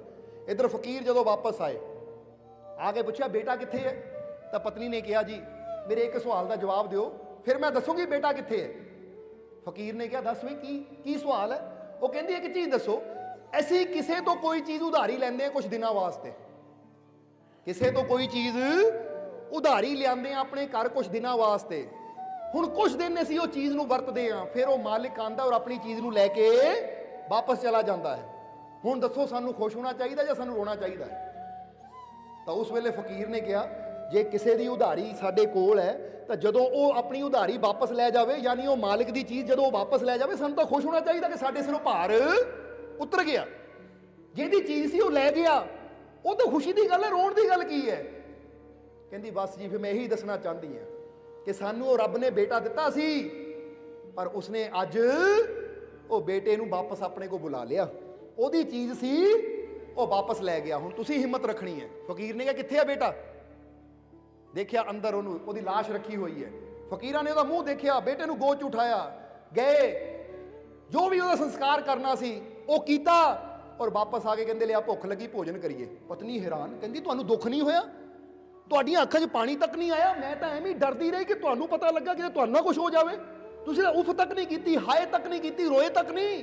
ਤਾਂ ਫਕੀਰ ਕਹਿੰਦੇ ਕਿ ਸਾਈਂ ਨੇ ਦਿਆ ਮੁਝੇ ਨਖ ਸਿੱਖ ਸਗਲ ਸ਼ਰੀਰ, ਕਿ ਸਭ ਕੁਝ ਨਖ ਸਿੱਖ ਯਾਨੀ ਪੈਰ ਦੇ ਨਾਖੂਨ ਤੋਂ ਲੈ ਕੇ ਸਿਰ ਦੀ ਚੋਟੀ ਤੱਕ ਸਰੀਰ ਦੇਣ ਵਾਲਾ ਕੌਣ ਹੈ? ਉਹ ਸਾਈਂ। साई ने सब कुछ दिया, नख सिख सगल शरीर, जिसका था सो ले गया, अब काहे रोए फकीर। कहते जेदा सी वो लै गया तो फकीर ने कहदा रोना? ये तो शुक्र है कि उन्हें कुछ समा उस बच्चे नूं सानू दिता, असीं उहदे नाल खेडे, आनंद लिया, फिर उन्हें वापस लै लिया उहदी मौज, क्योंकि एक दिन जाना तो सब नहीं है। ਹੁਣ ਜਦੋਂ ਬੰਦਾ ਕਹਿੰਦਾ ਚੀਜ਼ ਮੇਰੀ ਸੀ ਕਿਉਂ ਲੈ ਗਿਆ, ਕਿਉਂ ਲੈ ਗਿਆ, ਦੁੱਖ ਉਦੋਂ ਹੁੰਦਾ ਹੈ। ਹਾਲਾਂਕਿ ਤੇਰਾ ਹੈ ਕੀ? ਤੇਰਾ ਤਾਂ ਆਪਣਾ ਸਰੀਰ ਵੀ ਨਹੀਂ ਹੈ। ਜਦੋਂ ਤੇਰੀ ਮੌਤ ਆਣੀ ਤਾਂ ਤੂੰ ਆਪਣਾ ਸਰੀਰ ਵੀ ਇੱਥੇ ਛੱਡ ਜਾਣਾ ਹੈ। ਤੇਰਾ ਆਪਣਾ ਸਰੀਰ ਆਪਣਾ ਨਹੀਂ ਹੈ ਤਾਂ ਦੂਜਿਆਂ ਦੇ ਸਰੀਰ ਤੇ ਤੂੰ ਕੀ ਕਬਜ਼ਾ ਕਰਕੇ ਬੈਠਾ ਹੈ? ਦੂਜਿਆਂ ਦੇ ਸਰੀਰ ਨੂੰ ਕੀ ਆਪਣਾ ਮੰਨ ਕੇ ਬੈਠਾ ਹੈ? ਇਸ ਲਈ ਇਸ ਭਰਮ ਚੋਂ ਨਿਕਲੀਏ, ਸੱਚਾਈ ਨੂੰ ਸਮਝੀਏ ਕਿ ਜਿਹੜੇ ਮਾਲਿਕ ਨਾਲ ਪਿਆਰ ਕਰਨ ਵਾਲੇ ਉਹ ਸੱਚਾਈ ਸਮਝਦੇ ਹੈ ਕਿ ਮੇਰਾ ਮੁਝ ਮੇਂ ਕਿਛ ਨਹੀਂ ਜੋ ਕਿਛ ਹੈ ਸੋ ਤੇਰਾ, ਤੇਰਾ ਤੁਝ ਕੋ ਸੌਂਪ ਕਰ ਫਿਰ ਕਿਆ ਲਾਗੇ ਮੇਰਾ। ਉਹ ਕਹਿੰਦੇ ਹੈ ਹੀ ਤੇਰਾ ਸਭ ਕੁਝ। ਸਾਨੂੰ ਤਾਂ ਧੰਨਵਾਦ ਕਰਨਾ ਚਾਹੀਦਾ ਹੈ। ਜੇ ਇੱਕ ਦੋਸਤ ਤੁਹਾਨੂੰ 2 ਦਿਨ ਗੱਡੀ ਚਲਾਉਣ ਨੂੰ ਦੇ ਦੇਵੇ ਕਿ ਲੈ ਭਾਈ ਮੇਰੀ ਕਾਰ ਦੀ ਚਾਬੀ 2 ਦਿਨ ਚਲਾ, ਫਿਰ 2 ਦਿਨ ਬਾਅਦ ਵਾਪਸ ਕਰ ਦੇ, ਹੁਣ ਜਦੋਂ ਵਾਪਸ ਲੈਣ ਆਵੇ ਤੁਹਾਨੂੰ ਉਹਦਾ ਥੈਂਕ ਯੂ ਕਰਨਾ ਚਾਹੀਦਾ ਜਾਂ ਰੋਣਾ ਚਾਹੀਦਾ ਹੈ? ਉਹਨੂੰ ਗਾਲਾਂ ਕੱਢਣੀਆਂ ਚਾਹੀਦੀਆਂ ਕਿ ਲੈ 2 ਦਿਨ ਗੱਡੀ ਦੇ ਕੇ ਲੈ ਚਲਾ ਵਾਪਸ, ਤੇਰਾ ਕੱਖ ਨਾ ਰਵੇ, ਤੇਰਾ ਇਹ ਹੋ ਜਾਵੇ, ਤੇਰਾ ਉਹ ਹੋ ਜਾਵੇ, ਤੁਸੀਂ ਉਹਨੂੰ ਬੁਰਾ ਬੋਲਣਾ ਸ਼ੁਰੂ ਕਰ ਦੇਵੋ। ਤਾਂ ਦੋਸਤ ਨੇ ਵੀ ਕਹਿਣਾ ਕਮਾਲ ਦੀ ਗੱਲ ਹੈ, ਅਹਿਸਾਨ ਮੰਨਣ ਦੀ ਬਜਾਏ, ਧੰਨਵਾਦ ਕਰਨ ਦੀ ਬਜਾਏ ਮੈਨੂੰ ਗਾਲਾਂ ਕੱਢ ਰਿਹਾ ਹੈ। ਤੈਨੂੰ ਤਾਂ ਸ਼ੁਕਰ ਕਰਨਾ ਚਾਹੀਦਾ 2 ਦਿਨ ਨਹੀਂ ਦਿੱਤੀ, ਪਰ ਦਿੱਤੀ ਤਾਂ ਸੀ। ਜੇ ਨਾ ਦਿੰਦਾ 2 ਦਿਨ ਵਾਸਤੇ ਤੂੰ ਮੇਰਾ ਕੀ ਕਰ ਲੈਣਾ ਸੀ? ਹੁਣ ਇਹੀ ਚੀਜ਼ ਸੋਚੋ, ਰੱਬ ਸਾਨੂੰ ਦਾਤਾਂ ਦਿੰਦਾ, ਧੀਆਂ ਪੁੱਤਰ ਦਿੰਦਾ ਹੈ, ਜਿੰਨੀ ਢੇਰ ਵੀ ਦਿੰਦਾ ਹੈ, ਸਾਨੂੰ ਉਹਦਾ ਸ਼ੁਕਰ ਕਰਨਾ ਚਾਹੀਦਾ ਹੈ ਕਿ ਰੱਬਾ ਤੂੰ ਦਿੱਤਾ, ਤੇਰਾ ਸ਼ੁਕਰ ਹੈ। ਜੇ ਤੂੰ ਦਿੰਦਾ ਹੀ ਨਾ, ਸਾਡੇ ਔਲਾਦ ਹੀ ਨਾ ਹੁੰਦੀ ਤਾਂ ਫਿਰ ਵੀ ਅਸੀਂ ਤੇਰਾ ਕੀ ਵਿਗਾੜ ਲੈਣਾ ਸੀ? ਜੇ ਤੂੰ ਦਿੱਤਾ, ਚਾਹੇ ਅਸੀਂ 10 ਸਾਲ ਖੇਲੇ, 15 ਸਾਲ ਖੇਲੇ, 20 ਸਾਲ ਖੇਲੇ, ਜਿੰਨਾ ਵੀ ਤੂੰ ਦਿੱਤਾ ਇਹ ਤੇਰਾ ਸ਼ੁਕਰ ਹੈ ਕਿ ਮੌਕਾ ਦਿੱਤਾ ਸਾਨੂੰ ਉਹਦੇ ਨਾਲ ਜ਼ਿੰਦਗੀ ਜੀਣ ਦਾ। ਹੁਣ ਤੂੰ ਵਾਪਸ ਲੈ ਲਿਆ ਤਾਂ ਤੇਰੀ ਚੀਜ਼ ਸੀ, ਇੱਕ ਦਿਨ ਸਭ ਨੇ ਵਾਪਸ ਤੇਰੇ ਕੋਲ ਜਾਣਾ ਹੈ। ਤਾਂ ਰੋਣ ਦੀ ਗੱਲ ਕੀ ਹੈ? ਠੀਕ ਹੈ, ਥੋੜੀ ਪੀੜਾ ਹੁੰਦੀ ਹੈ, ਕੋਈ ਗੱਲ ਨਹੀਂ, ਪਰ ਫਿਰ ਇਹ ਵੀ ਸੋਚੋ ਕਿ ਜੋ ਆਇਆ ਹੈ ਉਸਨੇ ਜਾਣਾ ਹੈ। ਕੱਲੇ ਆਏ ਨਾਨਕਾ ਸੱਦੇ ਉੱਠ ਜਾਈਏ, ਨਿਯਮ ਹੈ ਸੰਸਾਰ ਦਾ। ਇਸ ਲਈ ਜਿਹੜੇ ਪ੍ਰਭੂ ਦੇ ਪਿਆਰੇ ਹੈ ਉਹ ਜ਼ਿਆਦਾਤਰ ਕਿਸੇ ਚੀਜ਼ ਦਾ ਦੁੱਖ ਨਹੀਂ ਮਨਾਉਂਦੇ, ਪਰ ਕਈ ਇਦਾਂ ਦੇ ਮੂਰਖ, ਇਦਾਂ ਦੇ ਮੋਹ ਦੇ ਵਿੱਚ ਫਸੇ ਹੁੰਦੇ ਆ ਕਿ 10 ਸਾਲ ਪਹਿਲਾਂ ਦੀ ਗੱਲ ਨੂੰ, 20 ਸਾਲ ਪਹਿਲਾਂ ਦੀ ਗੱਲ ਨੂੰ ਯਾਦ ਕਰਕੇ ਅੱਜ ਵੀ ਰੋਈ ਜਾਂਦੇ, ਮੇਰੇ ਨਾਲ ਰੱਬ ਨੇ ਇਦਾਂ ਕਿਉਂ ਕੀਤੀ, ਰੱਬ ਨੇ ਮੇਰੇ ਨਾਲ ਆਹ ਕਿਹੜਾ ਬਦਲਾ ਲੈ ਲਿਆ, ਆਹ ਕੀ ਲੈ ਲਿਆ, ਮੇਰੇ ਨਾਲ ਇਦਾਂ ਕਿਉਂ ਹੋਈ। ਤਾਂ ਨਹੀਂ, ਉਹਦੀਆਂ ਦਾਤਾਂ ਹੈ, ਜਿਸ ਕੀ ਵਸਤ ਤਿਸ ਆਗੇ ਰਾਖੇ ਪ੍ਰਭੂ ਕੀ ਆਗਿਆ ਮਾਨੇ ਸਿਰ ਮਾਥੇ। ਸ਼ੁਕਰ ਕਰੀਏ ਉਸ ਦਾ। ਇਸ ਲਈ ਰੱਬ ਦੇ ਪਿਆਰੇ ਹਮੇਸ਼ਾ ਆਪਣੇ ਮਾਲਿਕ ਨੂੰ ਯਾਦ ਕਰਕੇ ਖੁਸ਼ ਰਹਿੰਦੇ, ਉਹ ਚਿੰਤਾ ਨਹੀਂ ਕਰਦੇ, ਉਹ ਰੋਂਦੇ ਨਹੀਂ ਆ, ਉਹ ਹਮੇਸ਼ਾ खुश रहते हैं, आनंदित रहते हैं। इसलिए एक गल ऐसी कही दी है, फिर दोहरा दो, जब मेरा मालिक मेरे साथ है तो डरने की क्या, जब मेरा मालिक मेरे साथ है तो डरने की क्या, जब मेरा मालिक मेरे साथ है तो डरने की क्या। इसलिए ये हुंदा मालिक दे प्यारियां दे अंदरों जवाब कि मैं क्यों डरा, मैं क्यों दुखा की गल करा, मैं क्यों परेशानियां की गल करा, जब मेरा मालिक मेरे साथ है तो मैंने किसी चीज तो डरन की जरूरत नहीं है। इसलिए अज तो बाद आंडियां गुआंढियां नाल किसी नाल भी दुख ਦੀਆਂ ਗੱਲਾਂ ਕਰਨੀਆਂ ਬੰਦ ਕਰੋ, ਕਿਉਂਕਿ ਕਿਸੇ ਨੇ ਦੁੱਖਾਂ ਦੀਆਂ ਗੱਲਾਂ ਕਰਕੇ ਅਸੀਂ ਦੁੱਖ ਦੀ ਸੋਚ ਕੇ એનર્ਜੀ ਦੁੱਖ ਨੂੰ ਦੇ ਰਹੇ ਹਾਂ, ਉਹੀ ਵਧਣੀ ਹੈ। ਅਸੀਂ ਮਾਲਕ ਦੀਆਂ ਰਹਿਮਤਾਂ ਦੀ ਗੱਲ ਕਰੀਏ। ਜੇ ਤੁਸੀਂ ਬਿਮਾਰ ਵੀ ਹੋ ਨਾ, ਕੋਈ ਆਵੇ ਪੁੱਛਣ ਤਾਂ ਇਹ ਨਾ ਕਹੋ ਹਾਏ ਮੇਰੇ ਇੱਥੇ ਦਰਦ ਹੁੰਦੀ ਹੈ, ਮੇਰੀ ਬਿਮਾਰੀ ਬਹੁਤ ਹੈ, ਬਹੁਤ ਦਰਦ ਜ਼ਿਆਦਾ, ਇਦਾਂ ਨਾ ਕਹੋ, ਬਲਕਿ ਕਹੋ ਕੋਈ ਨਹੀਂ, ਮਾਲਕ ਮੇਰੇ ਨਾਲ ਹੈ, ਉਹਦੀ ਰਹਿਮਤ ਮੇਰੇ ਨਾਲ ਹੈ, ਇਹ ਬਿਮਾਰੀ ਤਾਂ ਐਦਾਂ ਠੀਕ ਹੋ ਜਾਣੀ ਹੈ। ਔਰ ਦੇਖੋ ਜਦੋਂ ਇਹ ਚੁਟਕੀ ਵਜਾ ਕੇ ਕਹੋਗੇ ਨਾ ਐਦਾਂ ਠੀਕ ਹੋ ਜਾਣੀ ਹੈ, ਤਾਂ ਤੁਸੀਂ ਪਾਓਗੇ ਐਦਾਂ ਹੀ ਠੀਕ ਹੋ ਗਈ। ਹੁਣ ਜੇ ਕਿਸੇ ਨੂੰ ਕੋਈ ਪੀੜਾ ਹੈ, ਕੋਈ ਦਰਦ ਹੈ ਨਾ ਇਸ ਵੇਲੇ ਹੀ, ਤਾਂ ਦੇਖੋ ਚੁਟਕੀ ਵਜਾ ਕੇ, ਲੈ ਮੇਰਾ ਮਾਲਿਕ ਮੇਰੇ ਨਾਲ ਹੈ, ਐਦਾਂ ਠੀਕ ਹੋ ਜਾਣੀ ਹੈ। ਤੁਸੀਂ ਪਾਣਾ ਅੱਧਾ ਦੁੱਖ ਤਾਂ ਐਦਾਂ ਹੀ ਝੜ ਗਿਆ, ਕਰਕੇ ਦੇਖ ਲਓ, ਨਹੀਂ ਤਾਂ ਇਹ 'ਚ ਕੋਈ ਸ਼ੱਕ ਨਹੀਂ ਹੈ। ਕਿਉਂਕਿ ਮਾਲਿਕ ਦੀ ਆਵਾਜ਼ ਨਹੀਂ ਆਈ, ਪਰ ਆਵਾਜ਼ ਆਣੀ ਚਾਹੀਦੀ ਹੈ, ਕਿਉਂਕਿ ਫੋਕੀਆਂ ਗੱਲਾਂ ਤਾਂ ਫੋਕੀਆਂ ਚੁਟਕੀਆਂ ਨਾਲ ਗੱਲ ਨਹੀਂ ਬਣਨੀ, ਆਵਾਜ਼ ਆਣੀ ਚਾਹੀਦੀ। ਇਹ ਦੁੱਖ ਕੀ ਚੀਜ਼ ਹੈ? परेशानी की चीज है, ये तो मैं चुटकी बजा के दूर कर दूं, क्योंकि मेरा मालिक मेरे साथ है। तो दुखों तो की मैं डरना, परेशानियां तो की डरना। ये तो ऐदा जिदा बंदा ना चुटकी बजा के काम कर दूं। कोई काम होंगे ना कई बार सौखे जे काम नूं की कह दिंदे आ, ओ लै तैनूं औखा लगदा, मैं तां एवें ही कर दूं, ऐदा चुटकी बजा के काम कर दूं। बस यही सोचा करो, कोई आवे ना तुहाडे कोल, की गल हो गई, की गल हो गई, बीमार हो गया, ओ लै आ बीमारी ये तां ऐदां ठीक हो जानी है। तो जो तुसीं कहना ऐदां ठीक हो जानी, क्योंकि मेरा मालिक मेरे नाल है, ऐदां कहंदे तुसीं पाना कि अद्धी बीमारी तां ऐदां ही झड़ गई, क्योंकि ऐदां दी एनर्जी अंदरों मिलनी है तुहानूं। क्योंकि जदों तुसीं कहना ना ऐदां ही ठीक हो जानी है, ये तुसीं नहीं कह रहे, ये तुहाडे अंदरला विश्वास कह रहा है, ये तुहाडे अंदरला यकीन कह रहा है जो मालिक के प्रति है। और जो मालिक के प्रति पूरे यकीन नाल तुसीं कहोगे तो मालिक ने भी कहना जे इन्ने भरोसे ना किया तो हुण इहनूं ठीक कर ही देवां। समझ लो, यही तो मालिक की रहमत है। इसलिए कोई जीवन च दुख है, परेशानी है, तो की करना है, ऐदां ठीक हो जानी है, मैनूं नहीं डर इहदा। इहनूं अज तो समझ लो, ये भी एक मंत्र ही है, इहनूं याद रखना अज तो। क्योंकि गल सिर्फ सुनो ही ना, उत्ते अमल करके देखो, कह के देखियो तुसीं पाओगे। जो मैं दुख नूं छोटा समझना शुरू कर दिता, मालिक की रहमत नूं बड़ा समझना शुरू कर दिता, तो मेरे जीवन च रहमत वधदी चली गई, तो दुख घटते चले गए। क्योंकि दुखों वाल ध्यान नहीं देवांगे तो दुख कभी साडे नाल ज़्यादा देर तुरनगे ही नहीं। खुशियां वाल ध्यान देवांगे तो खुशी हर कदम ते चलेगी, रहमत वाल ध्यान देवांगे तो रहमत हर कदम ते चलेगी। इस तो अज तो बाद दुखी दुखी दुखी की गल नहीं करनी, मेरे घर च बरकत है नहीं, बरकत है नहीं, ये गल नहीं करनी, बल्कि कहना मेरे घर च बहुत बरकत है, मेरे घर च बहुत खुशियां है, क्योंकि हुण मेरा मालिक मेरे नाल है, मैनूं मिल गई मेरे मालिक की रहमत। पर अगे रहमत करने वाला भी चाहिए है। बोलो समझते हो कि नहीं? ये भी गल याद रखना कि जे बंदा उत्ते ही किते विश्वास करके बह जाए। हुण फर्ज करो एक जगह करंट ही है नहीं, उत्ते जिन्नियां मर्जी तारां लैके बह जाओ, उन्ना लाइट नहीं जगनी, लाइट भी उत्थे जगनी जिथे पिछे करंट भी होना चाहिए है। ਅਸੀਂ ਉਹਨਾਂ ਫਕੀਰਾਂ ਨੂੰ, ਗੁਰੂਆਂ ਰਹਿਬਰਾਂ ਨੂੰ ਯਾਦ ਕਰਕੇ ਜਦੋਂ ਉਹਨਾਂ ਨੂੰ ਯਾਦ ਕਰਾਂਗੇ ਤਾਂ ਫੇਰ ਹੀ ਰਹਿਮਤ ਵੱਲ ਆਏਗੀ। ਜਿਹੜੇ ਰਹਿਮਤ ਨਾਲ ਜੁੜੇ ਹੋਣ ਉਹਨਾਂ ਨੂੰ ਯਾਦ ਕਰਕੇ ਰਹਿਮਤ ਸਾਡੇ ਤੱਕ ਪਹੁੰਚਣੀ ਹੈ। ਤਾਂ ਜਿਹੜੇ ਆਪ ਹੀ ਰਹਿਮਤ ਨਾਲ ਨਹੀਂ ਜੁੜੇ ਹੋਏ, ਆਪ ਹੀ ਲੈ ਕੇ ਬੈਠੇ ਹੋਏ ਆ, ਤਾਂ ਉਹਨਾਂ ਨੇ ਤੁਹਾਨੂੰ ਵੀ ਉੱਧਰ ਹੀ ਲਾਣਾ ਹੈ। ਲੈ ਭਾਈ ਪਹਿਲਾਂ ਸੂਟਾ ਖਿੱਚ, ਆ ਭੰਗੜਾ ਸੂਟਾ ਲਾ ਲਾ, ਆ ਫਲਾਨਾ ਸੂਟਾ ਲਾ ਲਾ, ਜਾਂ ਆਹ ਕੰਮ ਪਹਿਲਾਂ ਕਰ ਲੈ, ਜਾਂ ਚੁਰਾਹੇ 'ਚ ਜਾ ਕੇ ਦੀਵਾ ਵਾਲਿਆ, ਜਾਂ ਕਾਲਾ ਮੁਰਗਾ ਲੈ ਕੇ ਰਾਤ ਨੂੰ ਦਰਿਆ ਦੇ ਕਿਨਾਰੇ ਆ ਜੀ। ਜਿਹੜੇ ਇਦਾਂ ਦੇ ਪੁੱਠੇ ਕੰਮ ਦੱਸਣ ਵਾਲੇ ਆ ਨਾ, ਇਹਦਾ ਮਤਲਬ ਇਹਨਾਂ ਪੱਲੇ ਰਹਿਮਤ ਹੈ ਹੀ ਨਹੀਂ। ਤਾਂ ਇਹਨਾਂ ਨਾਲ ਜੁੜ ਕੇ ਸਾਡੇ ਤੱਕ ਰਹਿਮਤ ਕੀ ਪਹੁੰਚਣੀ ਹੈ?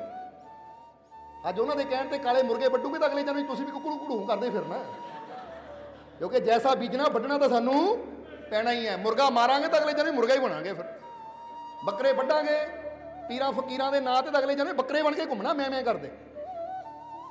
सच्चे फकीर, सच्चे संत, सच्चे रहमतां दे भंडार कदी सानू इदां दी चीज़ां वाल नहीं तोड़दे। वो कहंदे रहमत तां साडे अंदर है, साडे नाल जुड़ जा, रहमत तक आप ही पहुंच जाएगा।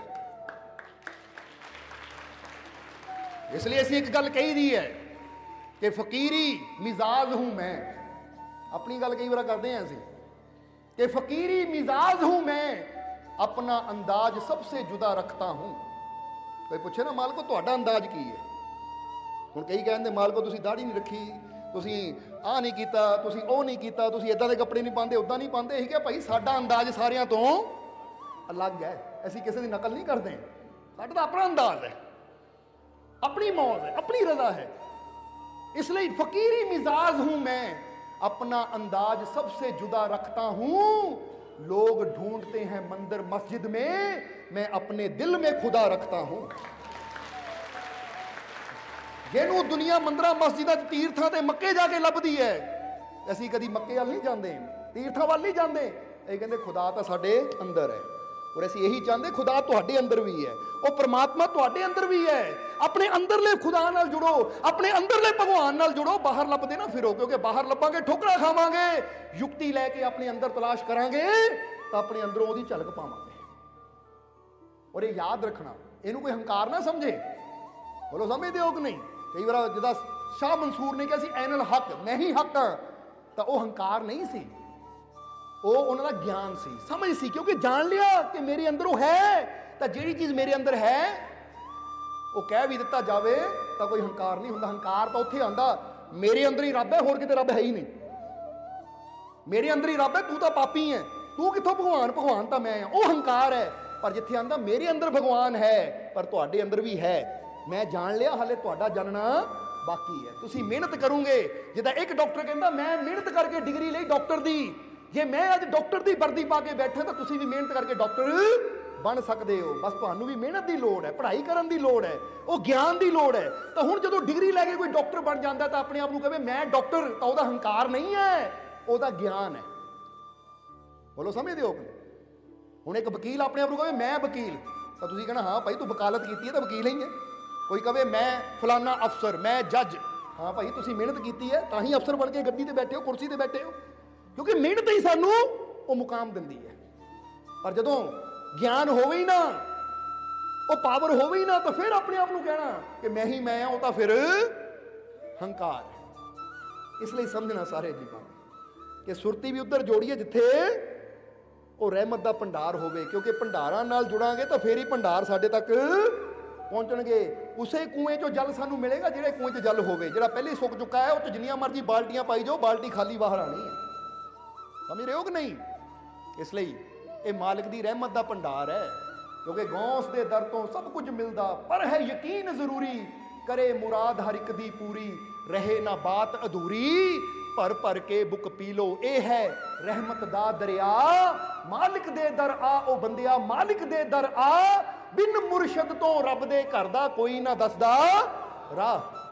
जे रब तक पहुंचना है तो बिना गुरु तो कोई वो रब दे घर दा राह नहीं दसदा।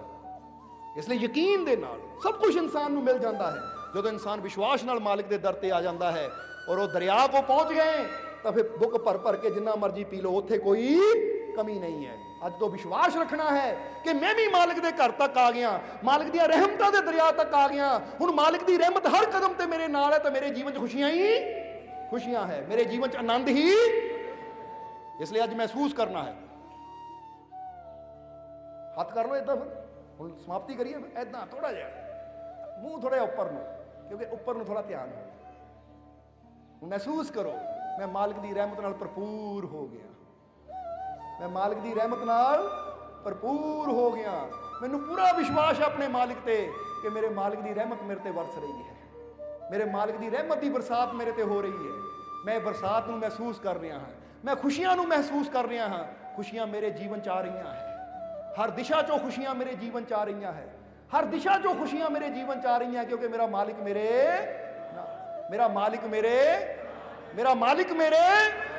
मेरे जीवन के सारे दुख अज दूर हो गए, मेरे जीवन के सारे दुख दूर हो गए, मेरे जीवन के सारे दुख दूर हो गए। मेरा जीवन खुशियां नाल भरपूर हो गया, मेरा जीवन खुशियां नाल भरपूर हो गया, मेरा जीवन खुशियां नाल भरपूर हो गया। मैं खुशियां लैके जा रहा हाँ, अज मैं खुशियां दे भंडार लैके अपने घर जा रहा हाँ, और मैनू पूरा विश्वास है मेरे जीवन च खुशियां ही खुशियां आणगियां, क्योंकि मैं अपने मालिक दी रहमत दे सहारे चल रहा हाँ, अपने मालिक दी रहमत दा साथ लैके चल रहा हाँ। मेरा मालिक हर कदम ते मेरे नाल है, मेरे मालिक दियां रहमतां मेरे नाल है, मेरे जीवन च खुशियां ही खुशियां है, मेरे जीवन च आनंद ही आनंद है, मेरे जीवन च कामयाबी है, सफलता है, समृद्धि है, हर सुख मेरे जीवन च आ रहा है, क्योंकि जिथे मेरा मालिक है उत्थे सारियां खुशियां है, किसी चीज की मैनू कमी नहीं है। मेरे को बेशुमार दौलत आ रही है, बेशुमार खुशियां आ रही हैं, मैं आनंदित हाँ, मेरे जीवन च आनंद का दरिया वग रहा है, मेरे रोम रोम च आनंद समा रहा है, मेरा रोम रोम शांति नाल भरपूर हो गया, खुशियां नाल भरपूर हो गया। मैं भरपूर हो गया अज मालिक की रहमत नाल, मैं भरपूर हो गया मालिक दी बख्शिशां नाल। मैनू अपने मालिक की रहमत ते पूरा विश्वास है। सोना सोना मेरा मुर्शिद सोना, सोना सोना